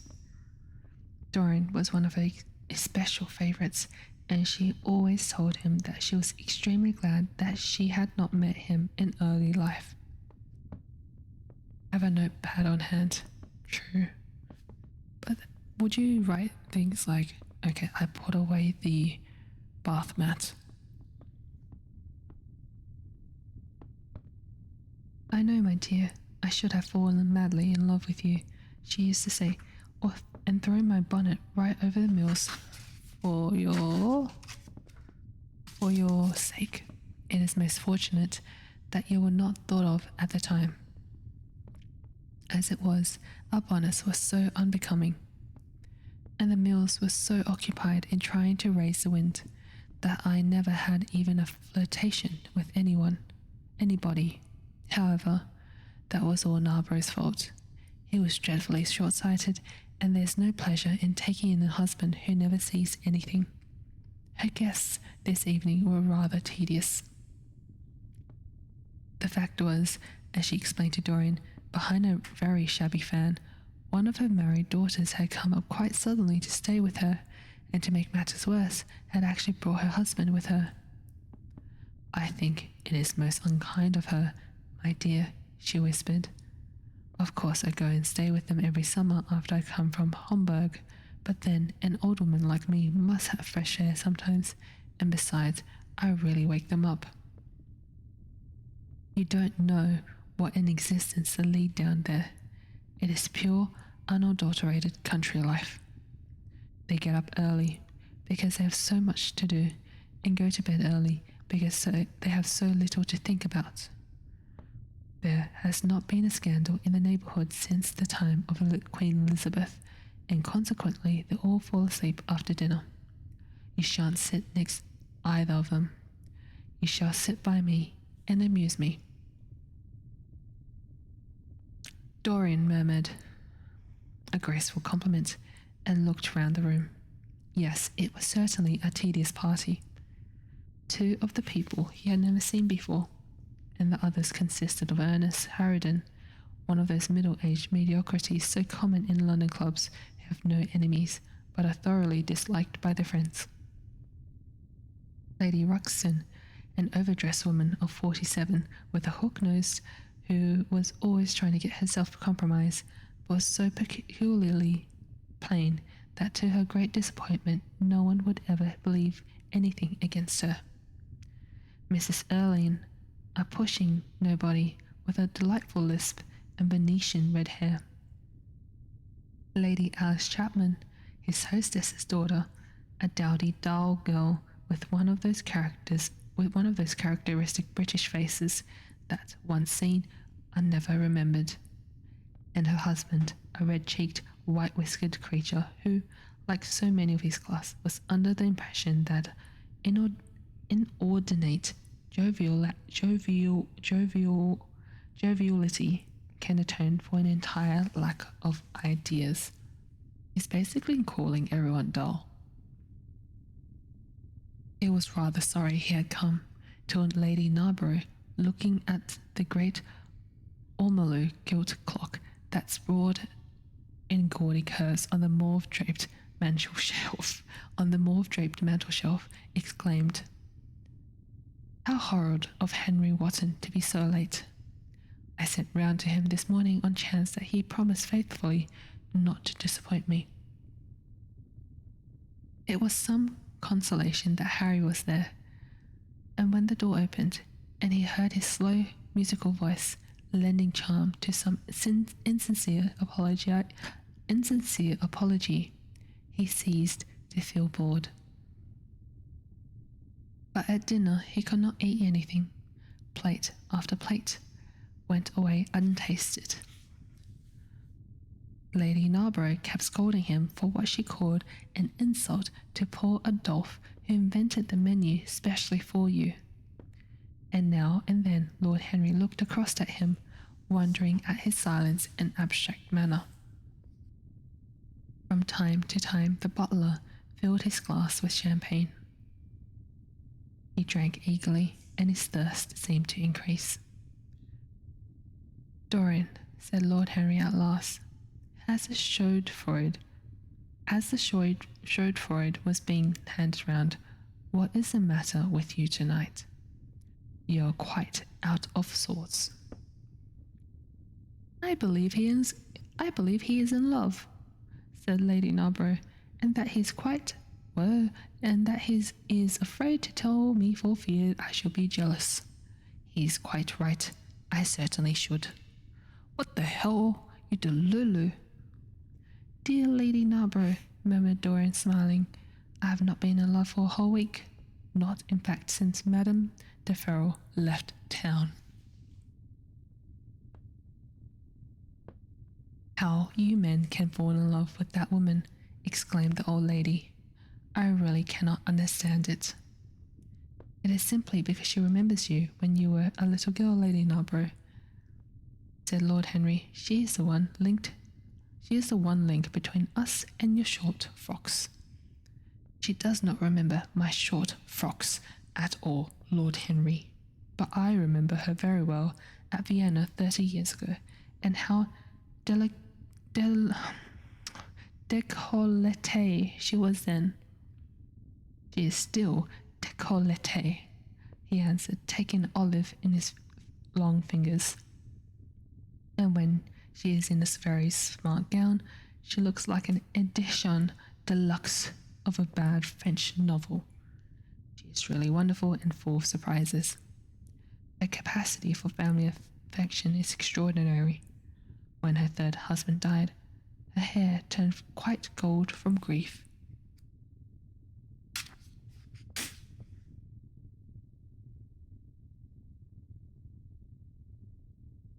"How can you, Harry?" cried Dorian. "It is a most romantic explanation," laughed the hostess. "But her third husband, Lord Henry, you don't mean to say Ferrol is the fourth?" "Certainly, Lady Narborough. I don't believe a word of it." "Well, ask Mr. Grey. He is one of her most intimate friends." "Is it true, Mr. Grey?" "She assures me so, Lady Narborough," said Dorian. "I asked her whether, like Margaret de Navarre, she had their hearts embalmed and hung at her girdle. She told me she didn't, because none of them had any hearts at all. 4 husbands, upon my word, that is trop de zèle. Trop d'audace, I tell her," said Dorian. "But what's with all this French?" Struggling through French. "Oh, she is audacious enough for anything, my dear. And what is Ferrol like? I don't know him." The husbands of very beautiful women belong to the criminal classes," said Lord Henry, sipping his wine. Lady Narborough hit him with her fan. Lord Henry, I am not at all surprised that the world says that you are extremely wicked. But what world says that? Asked Lord Henry, elevating his eyebrows. It can only be the next world. This world and I are on excellent terms. Everybody I know says you're very wicked, cried the old lady, shaking her head. Lord Henry looked serious for some moments. It is perfectly monstrous, he said at last, the way people go about nowadays saying things against one behind one's back that are absolutely and entirely true. Isn't he incorrigible? Cried Dorian, leaning forward in his chair. I hope so, said his hostess, laughing, but really, if you all worship Madame de Ferrol in this ridiculous way, I shall have to marry again so as to be in the fashion. You will never marry again, Lady Narborough, broke in Lord Henry. You were far too happy. When a woman marries again, it is because she detested her first husband. When a man marries again, it is because he adored his first wife. Women try their luck, men risk theirs. Narborough wasn't perfect, cried the old lady. If he had been, you would not have loved him, my dear lady, was the rejoinder. Women love us for our defects. If we have enough of them, they will forgive us everything, even our intellects. You will never ask me to dinner again after saying this, I'm afraid, Lady Narborough, but it is quite true. Of course it is true, Lord Henry. If we women did not love you for your defects, where would you all be? Not one of you would ever be married. You would be a set of unfortunate bachelors. Not, however, that would alter you much. Nowadays, all the married men live like bachelors, and all the bachelors like married men. Seriously, murmured Lord Henry. Globe, answered his hostess. I wish it were Globe, said Dorian with a sigh. Life is a great disappointment. Ah, my dear, cried Lady Narborough, putting on her gloves, don't tell me that you have exhausted life. When a man says that, one knows that life has exhausted him. Lord Henry is very wicked. And my dear, cried Lady Narborough, putting on her gloves, don't tell me that you have exhausted life. When a man says that, one knows that life has exhausted him. When Lord Henry is very wicked, and I sometimes wish that I had been. But you are made to be good. You look so good. I must find you a nice wife. Lord Henry, don't you think that Mr. Grey should get married? Welcome back. Thank you. I am always telling him so, Lady Narborough, said Lord Henry with a bow. Well, we must look out for a suitable match for him. I shall go through Debrett carefully tonight and draw out a list of all the eligible young ladies. With their ages, Lady Narborough asked Dorian. Of course, with their ages, slightly edited. But nothing must be done in a hurry. I want it to be what the Morning Post calls a suitable alliance, and I want you both to be happy. What nonsense people talk about happy marriages, exclaimed Lord Henry. A man can be happy with any woman, as long as he does not love her. What the hell? Ah, what a cynic you are, cried the old lady, pushing back her chair and nodding to Lady Ruxton. You must come and dine with me again soon. You are really an admirable tonic, much better than what Sir Andrew prescribes for me. You must tell me what people you would like to meet, though. I want it to be a delightful gathering. I like men who have a future and women who have a past, he answered. Or do you think that would make it a petticoat party? I fear so, she said, laughing as she stood up 1,000 pardons, my dear Lady Roxton, she added. I didn't see you hadn't finished your cigarette. Never mind, Lady Narborough. I smoke a great deal too much. I'm going to limit myself for the future. Pray don't, Lady Roxton, said Lord Henry. Moderation is a fatal thing. Enough is as bad as a meal. More than enough is as good as a feast. Lady Roxton glanced at him curiously. You must come and explain that to me sometime. You must come and explain that to me some afternoon, Lord Henry. It sounds a fascinating theory, she murmured as she swept out of the room. Now, mind you, you don't stay for too long over your politics and scandal, cried Lady Narborough from the door. If you do, we are sure to squabble upstairs. The men laughed, and Mr. Chapman got up solemnly from the foot of the table and came up to the top. Dorian Gray changed his seat and went and sat by Lord Henry. Mr. Chapman began to talk in a loud voice about the situation in the House of Commons. He guffawed at his adversaries. The word doctrinaire, the word full of terror to the British mind, reappeared from time to time between his explosions. An illiterate prefix served as an ornament of oratory. He hoisted the Union Jack on the pinnacles of thought. The inherited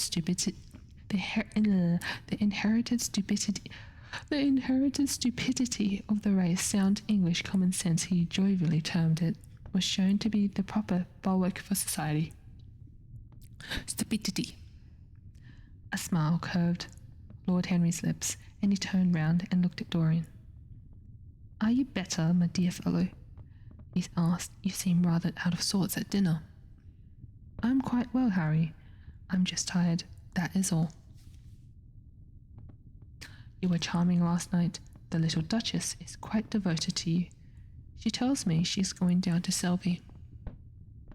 She has promised to come on the 20th. Is Monmouth to be there too? Oh yes, Harry. He bores me dreadfully, almost as much as he bores her. She is very clever, too clever for a woman. She lacks the indefinable charm of weakness. It is the feet of clay that make the gold of the image precious. Her feet are very pretty, but they are not feet of clay. White porcelain feet, if you like. They have been through the fire, and what fire does not destroy, it hardens. She has had experiences. How long has she been married? Asked Dorian. An eternity, she tells me. I believe, according to the peerage, it is 10 years, but 10 years with Monmouth must have been like an eternity, with time thrown in. Who else is coming? Oh, the Willoughbys, Lord Rugby and his wife, our hostess, Geoffrey Clouston, the usual set. I have asked Lord Grosjean. I like him, said Lord Henry. A great many people don't, but I find him charming. He atones for being occasionally somewhat overdressed by being always absolutely overeducated. He is a very modern type. I don't know if he'll be able to come, Harry. He may have to go to Monte Carlo with his father. Ah, but what a nuisance people's people are. Try and make him come. By the way, Dorian, you ran off very early last night. You left before 11. What did you do afterwards? Did you go straight home? Dorian glanced at him hurriedly and frowned.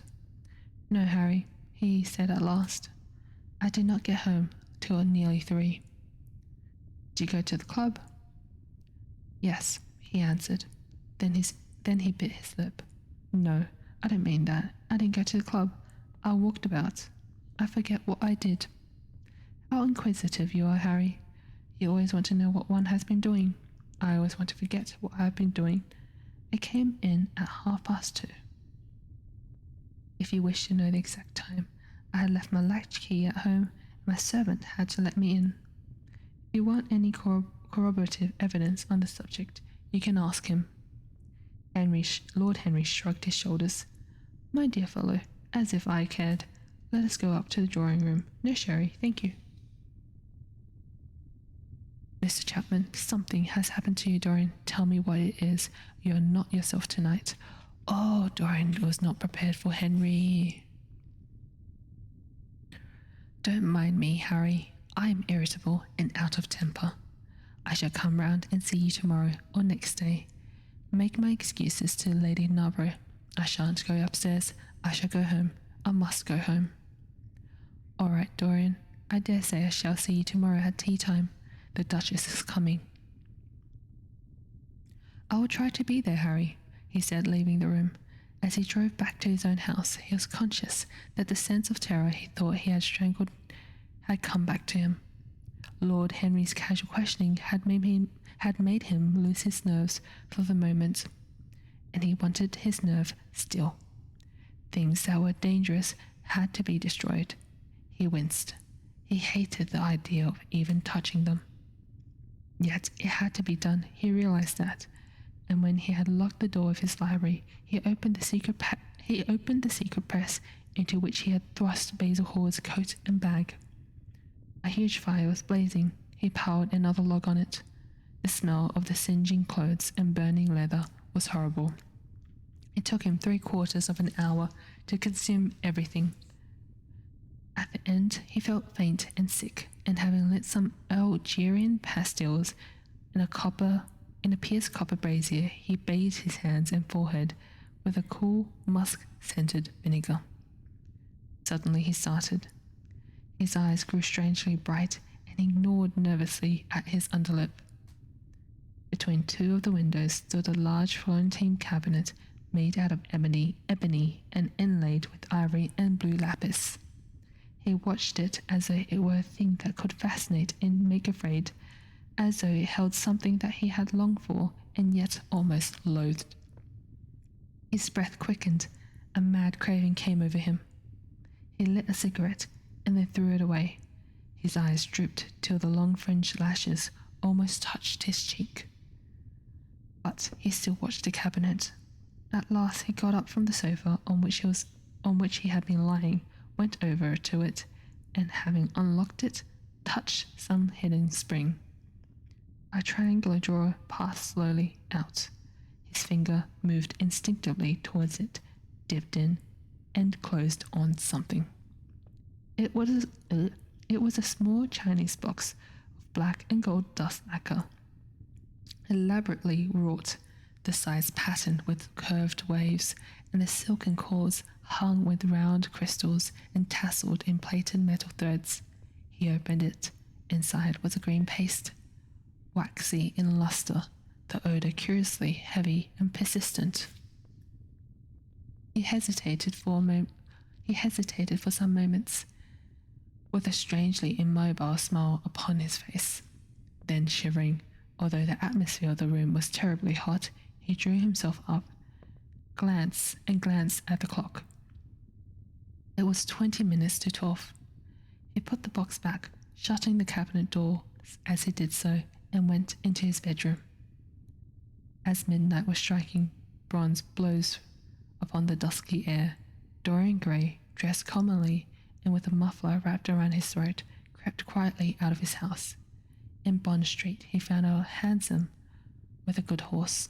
He hailed it and in a low voice gave the driver an address. The man shook his head. It is too far for me, he muttered. Here is a sovereign for you, said Dorian. You shall have another if you drive fast. All right, sir, answered the man. You'll be there in an hour. And after his fare had got in, he turned his horse round, drove rapidly towards the river. That was 15. Dorian is becoming more and more twisted. It's interesting. More and more twisted. Thoughts so far. Ignore my horrible French. Ignore the chopped frames.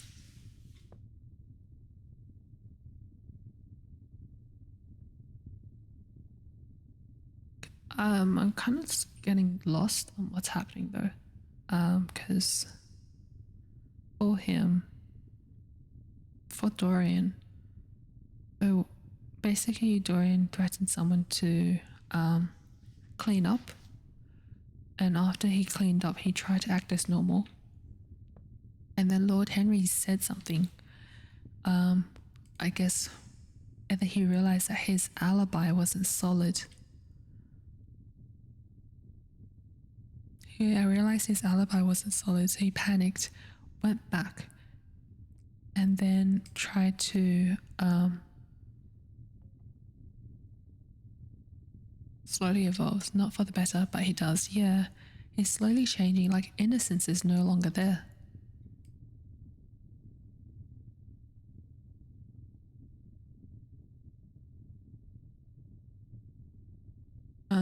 What was it? He realized his alibi wasn't solid, and then he went to burn everything. And then he found this paste in a closet. He was staring at the closet, and then he was like, and then he opened it, and there was a paste. And I got very confused.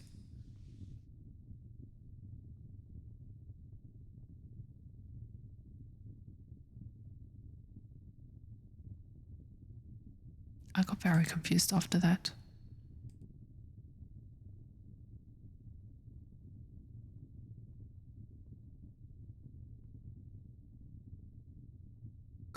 Grim fairy tales. Anything else? I mean, with Dorian Gray. Gray's a bit cray cray. That rhymes. Gray be cray cray.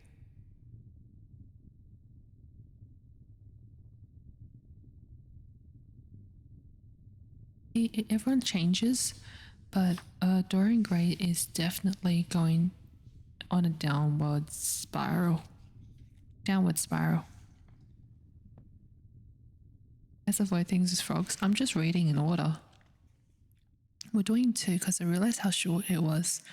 The Grimm fairy tales was a lot easier to read and understand.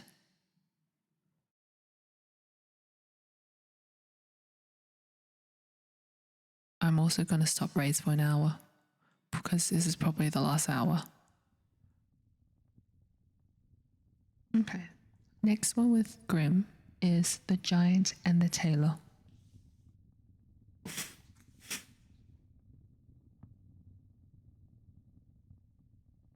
A certain tailor, who was great at boasting but ill at doing, took it into his head to go abroad for a while and look about the world. As soon as he could manage it, he left his workshop and wandered on his way over hill and dale, sometimes hither, sometimes thither, but ever on and on. Let me question the easy to understand part. It was easier to read, was it not? Well, I did find it easier to read. Because I think with Dorian Gray, it was just too descriptive and a lot of the words I didn't understand. And today there was just a lot of French.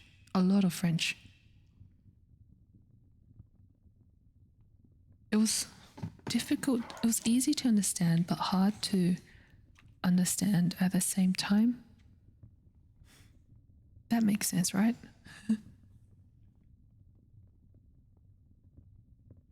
Okay, Giant and the Tailor. A certain tailor who was great at boasting but ill at doing, took it into his head to go abroad for a while and look about the world. As soon as he could manage it, he left his workshop and wandered on his way over hill and dale, sometimes hither, sometimes thither, but ever on and on. Once, when he was out, he perceived in the blue distance a steep hill, and behind it a tower reaching to the clouds, which rose up out of the wild, dark forest. Thunder and lightning, cried the tailor. What is that? And as he was strongly goaded by curiosity, he went boldly towards it. But what made the tailor open his eyes and mouth when he came near it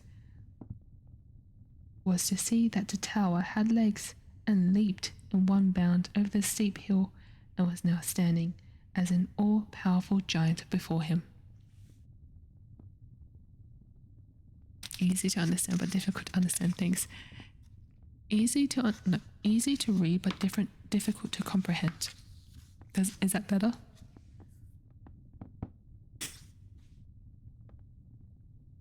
What dost thou want here? thou tiny fly leg. But what dost thou want here, thou tiny fly's leg? Cried the giant, with a voice as if it were thundering on every side. The tailor whimpered, I just want to look about and see if I can earn a bit of bread for myself in this forest. If that is what thou art after, said the giant, thou mayst have a place with me. If it must be, why not? What wages shall I receive? Thou shalt hear what wages thou shalt have every year 365 days, and when it is leap year, one more into the bargain. Does that suit thee? All right, replied the tailor, and thought in his own mind, a man must cut his coat according to his cloth. I will try to get away as fast as I can. On this the giant said to him, Go, little ragamuffin, and fetch me a jug of water. Had I not better bring the well itself at once, the spring too? Asked the boaster, and went with the pitcher to the water. What, the well and the spring too? Growled the giant in his beard, for he was rather clownish and stupid, and began to be afraid. That knave is not a fool. He has a wizard in his body. Be on thy guard, old Hans. This is no serving man for thee. When the tailor had brought the water, the giant bade him go into the forest and cut up a couple of blocks of wood and bring them back. Why not the whole forest at once, with one stroke? The whole forest, young and old, with all that is there, both rough and smooth? Asked the little tailor, and went to cut the wood. What? The whole forest, young and old, with all that is there, both rough and smooth, and the well and its spring too? Growled the old credulous giant in his beard, and was still more terrified. The knave can do much more than bake apples, and has a wizard in his body. Be on thy guard, old Hans. This is no serving man for thee. When the tailor had brought the wood, the giant commanded him to shoot 2 or 3 wild boars for supper. Why not rather 1,000 at one shot, and bring them all here? Inquired the ostentatious tailor. What? Cried the timid giant in great terror. Let well alone tonight, and lie down to rest.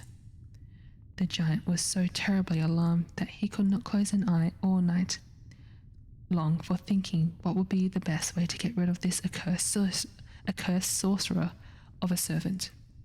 Time brings counsel. Next morning, the giant and the tailor went to a marsh round which stood a number of willow trees.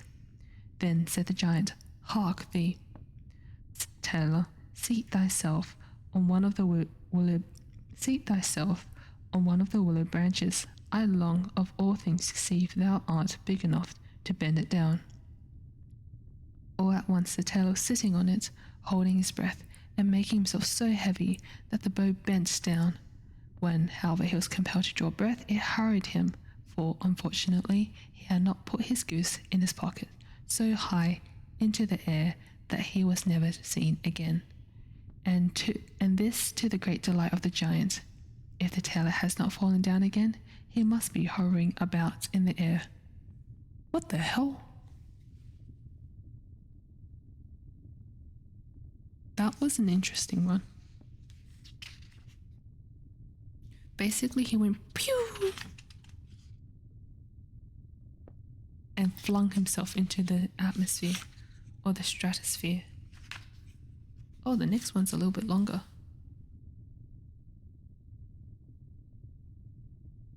That was a weird one. Are Grimm fairy tales always so weird?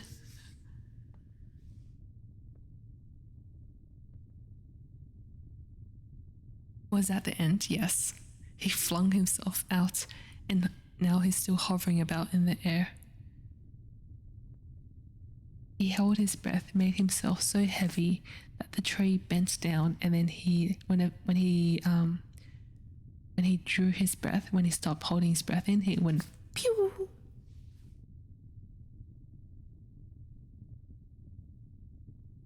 Oh, well, yeah. Yeah, I know. It's weird. Grim fairy tales, huh? The next one, should I read this one? This one's a bit on the longer side.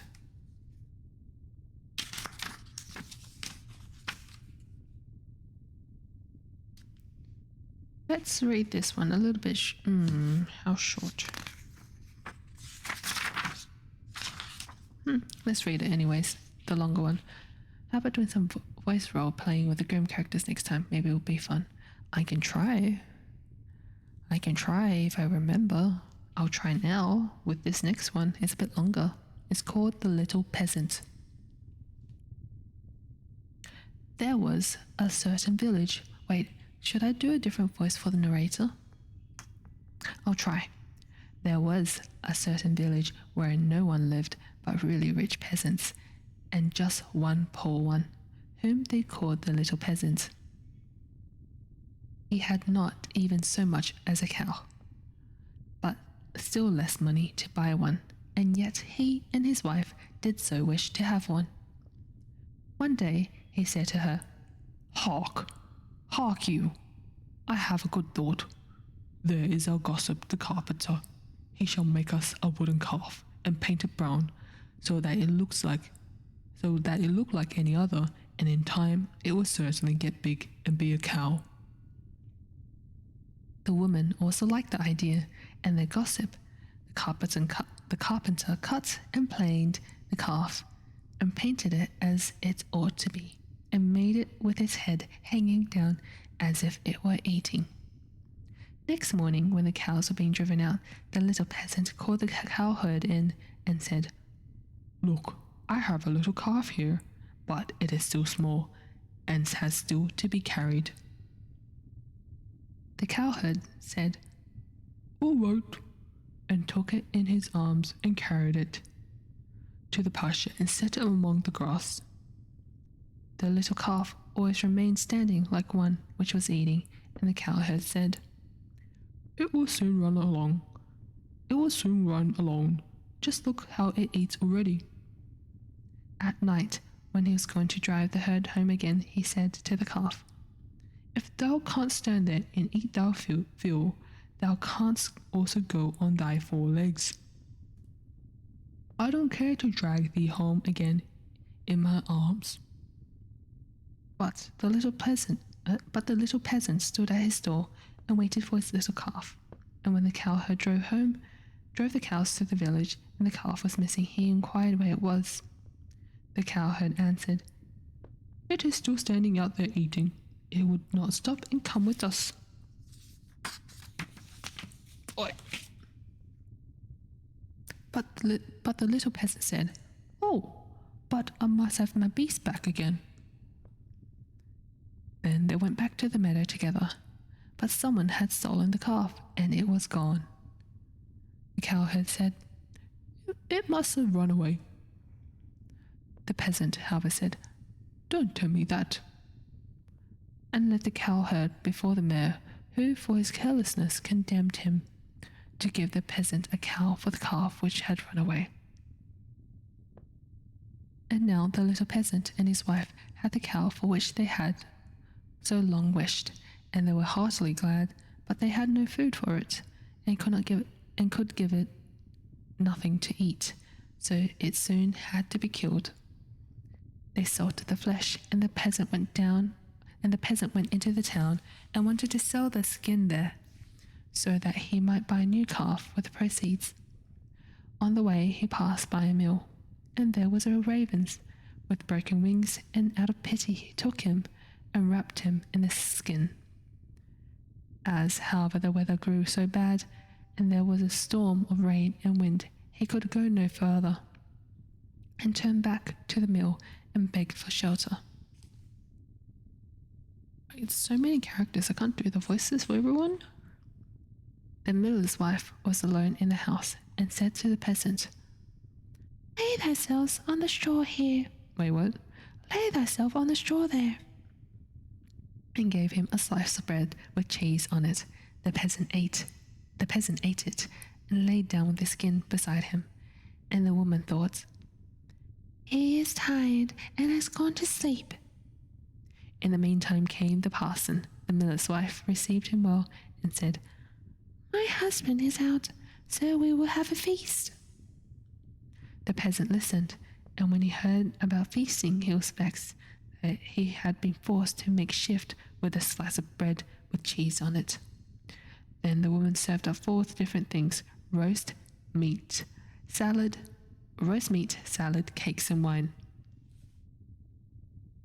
Just as they were about to sit down and eat, there was a knocking outside. The woman said, "Oh heavens, it is my husband." She quickly hid the roast meat inside the tilted stove, the wine under the pillows, the salad on the bed, the cakes under it, and the parson in the cupboard on the entrance. When she opened the door for her husband and said, "Thank heaven, thou art back again. There is such a storm, it looks as if the world were coming to an end." The miller saw the peasant lying on the straw and asked, "What is that fellow doing there?" "Ah," said the wife, "the poor knave came in the storm and rain and begged for shelter. So I gave him a bit of bread and cheese and showed him where the straw was." The man said, "I have no objection, but be quick and get me something to eat." The woman said, "But I have nothing but bread and cheese." "I am content with anything," replied the husband. "So far as I am concerned, bread and cheese will do." And looked at the peasant and said, "Come and eat some more with me." The peasant did not require to be invited twice, but got up and ate.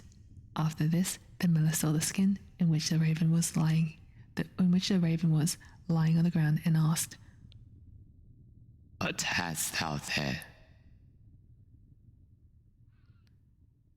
The peasant answered, "I have a soothsayer inside it." "Can he foretell anything to me?" said the miller. "Why not?" answered the peasant. "But he only says 4 things, and the 5th he keeps to himself." The miller was curious and said, "Let him foretell something for once." "Guttural was canonically useful. It makes me too loud. I need to be quiet. Shh." Then the peasant pinched the raven's head so that he croaked and made a voice like krr, krr. The miller said, Wait.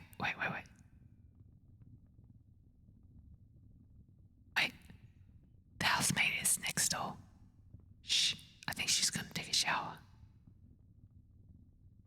Yeah, I think she's gonna take a shower. Hang on. Shh. Shh.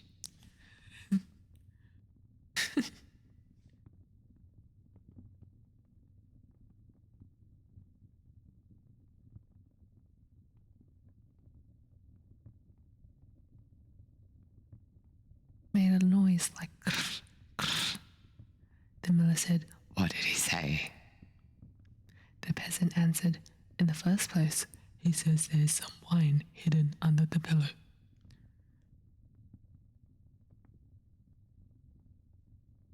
I'm waiting for her to take a shower or something so you can hide my voice. Please. Please. Please. Come on. Come on.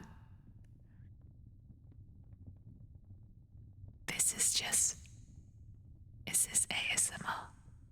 Or just us hiding the housemaid? Oh, she locked the door.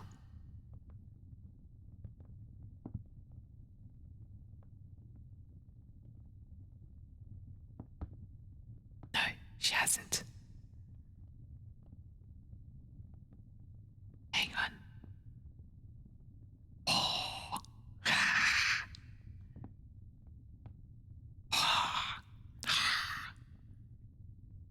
She knows things, I know.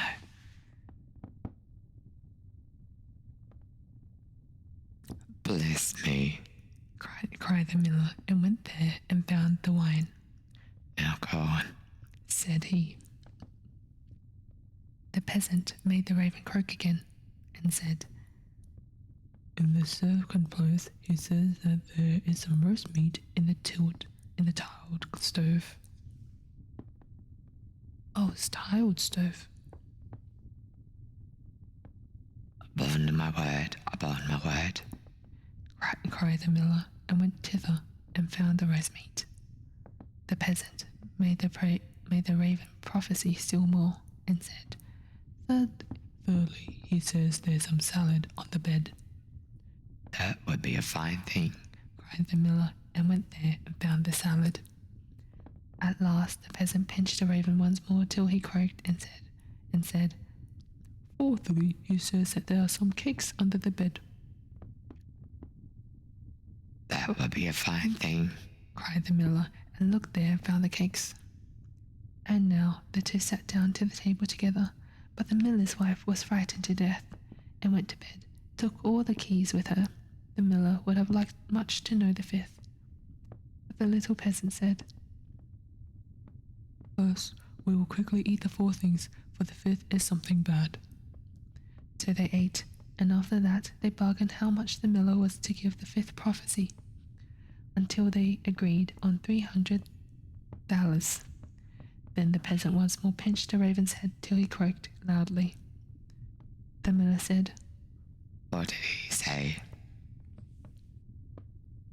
The peasant replied, He says that the devil's hiding outside there, in the cupboard, in the entrance. The miller said, The devil must go out. And opened the house door, when the woman was forced to give up the keys, and the peasant unlocked the cupboard. The parson ran out as fast as he could, and the miller said, It was true. I saw the black rascal with my own eyes. The peasant, however, made off next morning by daybreak with $300. At home, the small peasant gradually launched out. He built a beautiful house, and the peasant said, The small peasant has certainly been to the place where gold snow falls, and people carry the gold home in shovels. Then the small peasant was brought before the mayor, and bidden to say whence his wealth came. He answered, I sold my cow skin in the town for $300. When the peasants heard that, they too wished to enjoy this great profit, and ran home, killed all the cows, and stripped off the skins in order to sell them in the town to the greatest advantage. The mayor, however, said, But my servant must go first. When she came to the merchant in the town, he did not give her more than $2 for a skin. And when the others came, he did not give them so much, and said, What can I do with all these skins? Then the peasants were vexed that the small peasant could have thus overreached them, wanted to take vengeance on him, and accused him of this treachery before the mayor. The innocent little peasant was unanimously sentenced to death, and was to be rolled into the water in a barrel pierced full of holes. He was led forth, and a priest was brought who was to say a mass for his soul. The others were all obliged to retire to a distance, and when the peasant looked at the priest, he recognized the man who had been with the miller's wife. He said to him, I set you free from the cupboard. Set me free from the barrel. At this same moment came up, with a flock of sheep, the very shepherd, who, as the peasant knew, had long been wishing to be mayor. So he cried with all his might, No, I will not do it. If the whole world insists on it, I will not do it. The shepherd, hearing that, came up to him and asked, remember how I told you there was a mouse? I heard a strange shout. Apparently I was set a trap. There's no mouse anymore. Oh no, your friend. Oh no, your friend. How dare. How dare Cavey Mum. R.I.P. We will have a funeral for the mouse after this story. Remind me. The shepherd, hearing that, came up to him and asked, what art thou about? What is it that thou wilt not do? The peasant said, They want to make me mayor, if I will but put myself in the barrel, but I will not do it. The shepherd said, If nothing more than is needful in order to be mayor, I will get into the barrel at once.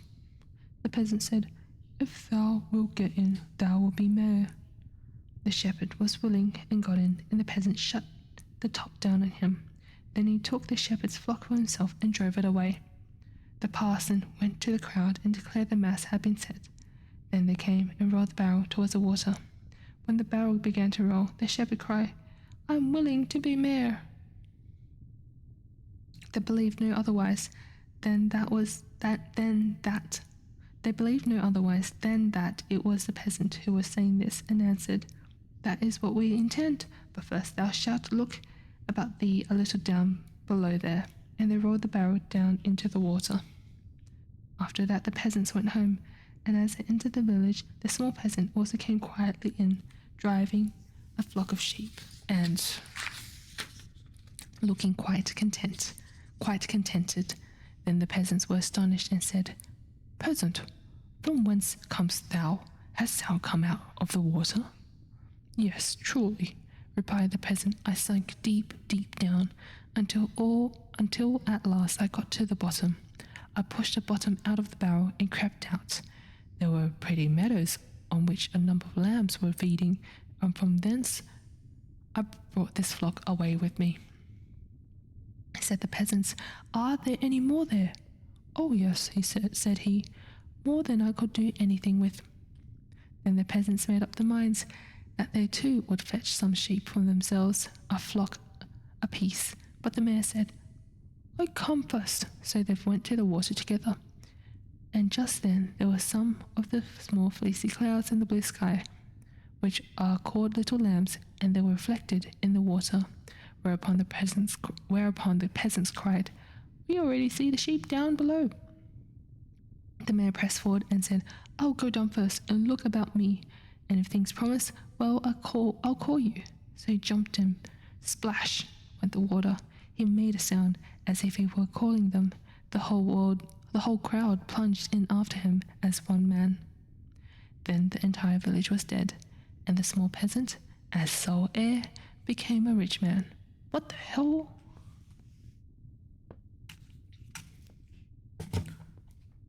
That was weird. Okay. Time for a funeral. For the mouse.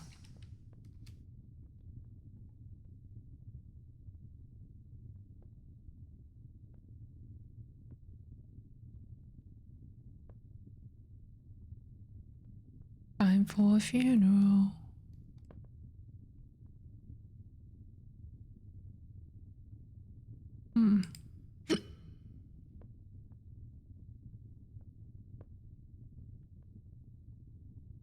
I need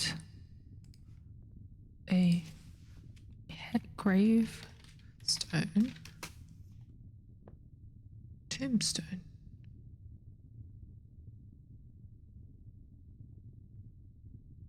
There has been a normal ending, that's true.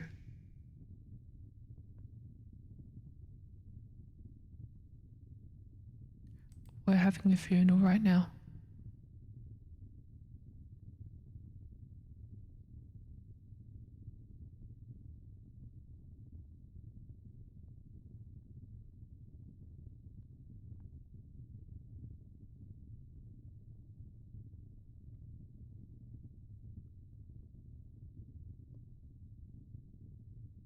No, mouse. Mouse. Do you know what color the mouse was?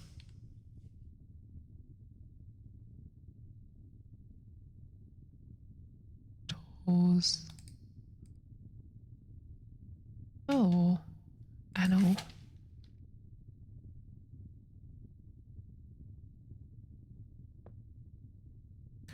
What color was the mouse?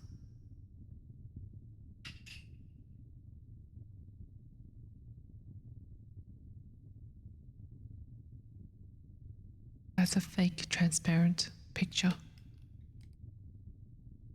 For the mouse phone, grey.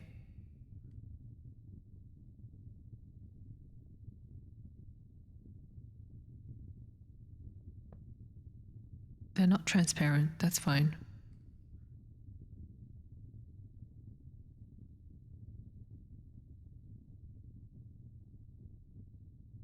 Like Dorian.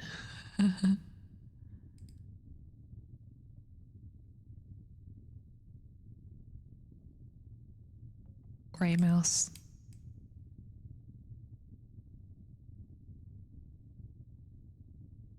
Okay.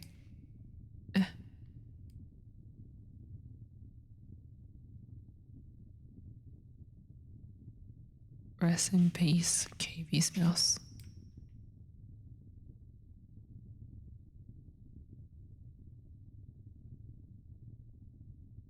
Rest in peace.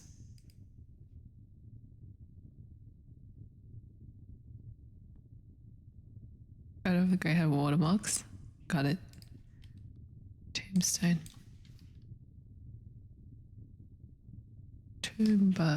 Tombstone. Clip arts.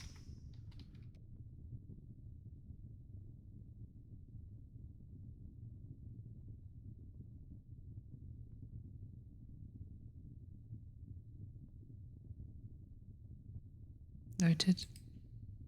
Hi, Jojo. Just having a funeral for KV's mouse. There. Is this good?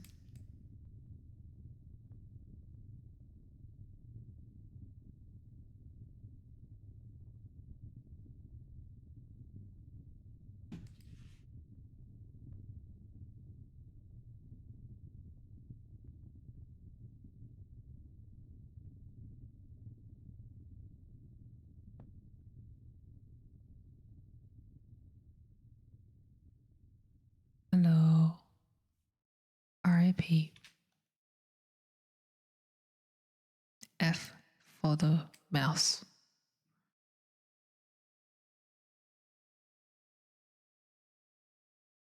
Oh 07. 07, my friend. You don't see me, but I am 07ing. Remember to put that in Discord. Or I can just screenshot this. Or just 07 in chat.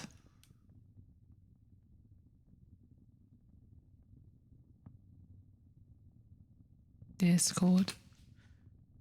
I don't have Discord up. Hang on. It's just loading. 07.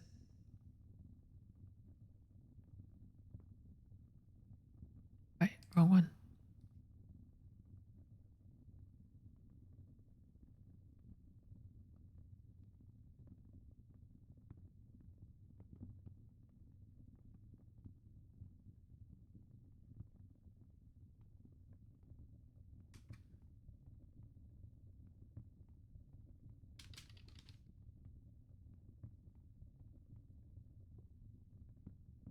It's on Discord.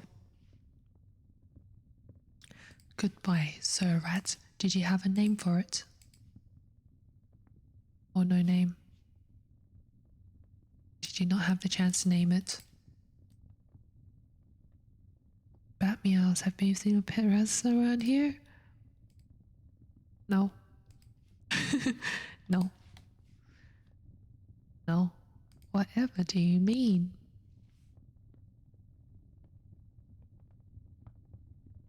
KV's mum didn't see it. KV's mum definitely did not see your pet What did your pet mouse look like? What did it look like?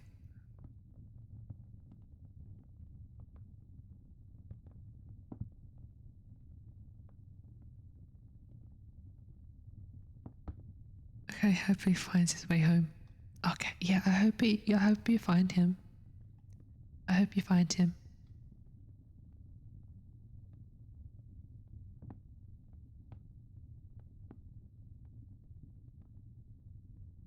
Mm.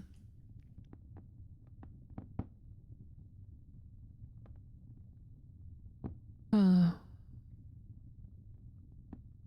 I'm just trying to figure out who do I rate?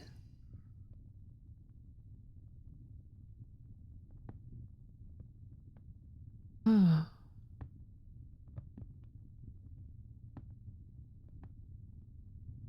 Oh.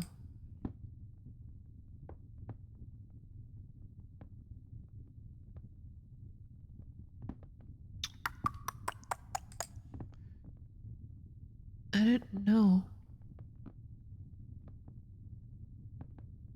I don't know.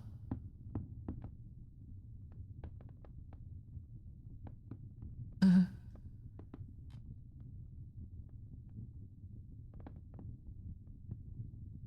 hmm. Hmm. Hmm.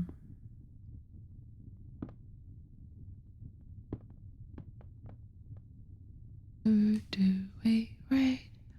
What are we in the mood for? Oh yeah, a lot of people playing Elden Ring.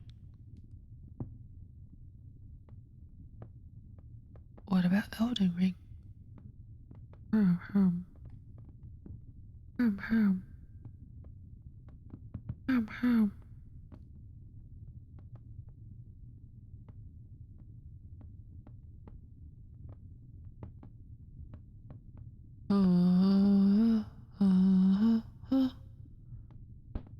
Uh, uh, uh, Reading was short. It's 2 hours.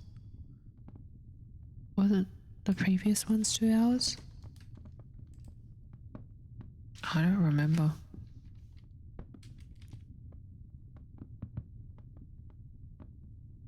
We're gonna raid CC. They're doing art.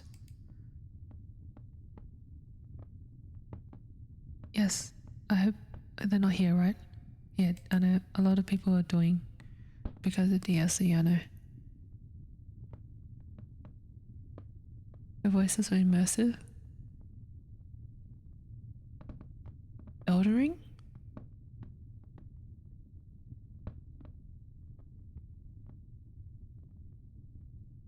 Thank you for hanging out.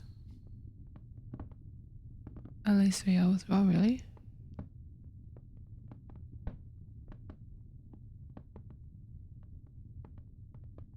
I don't know, man. Thank you for hanging out.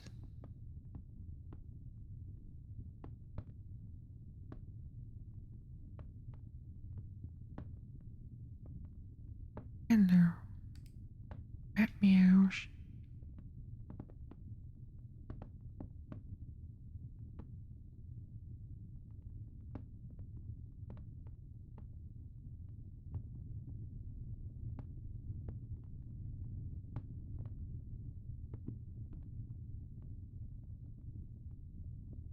Oh god, it's broken.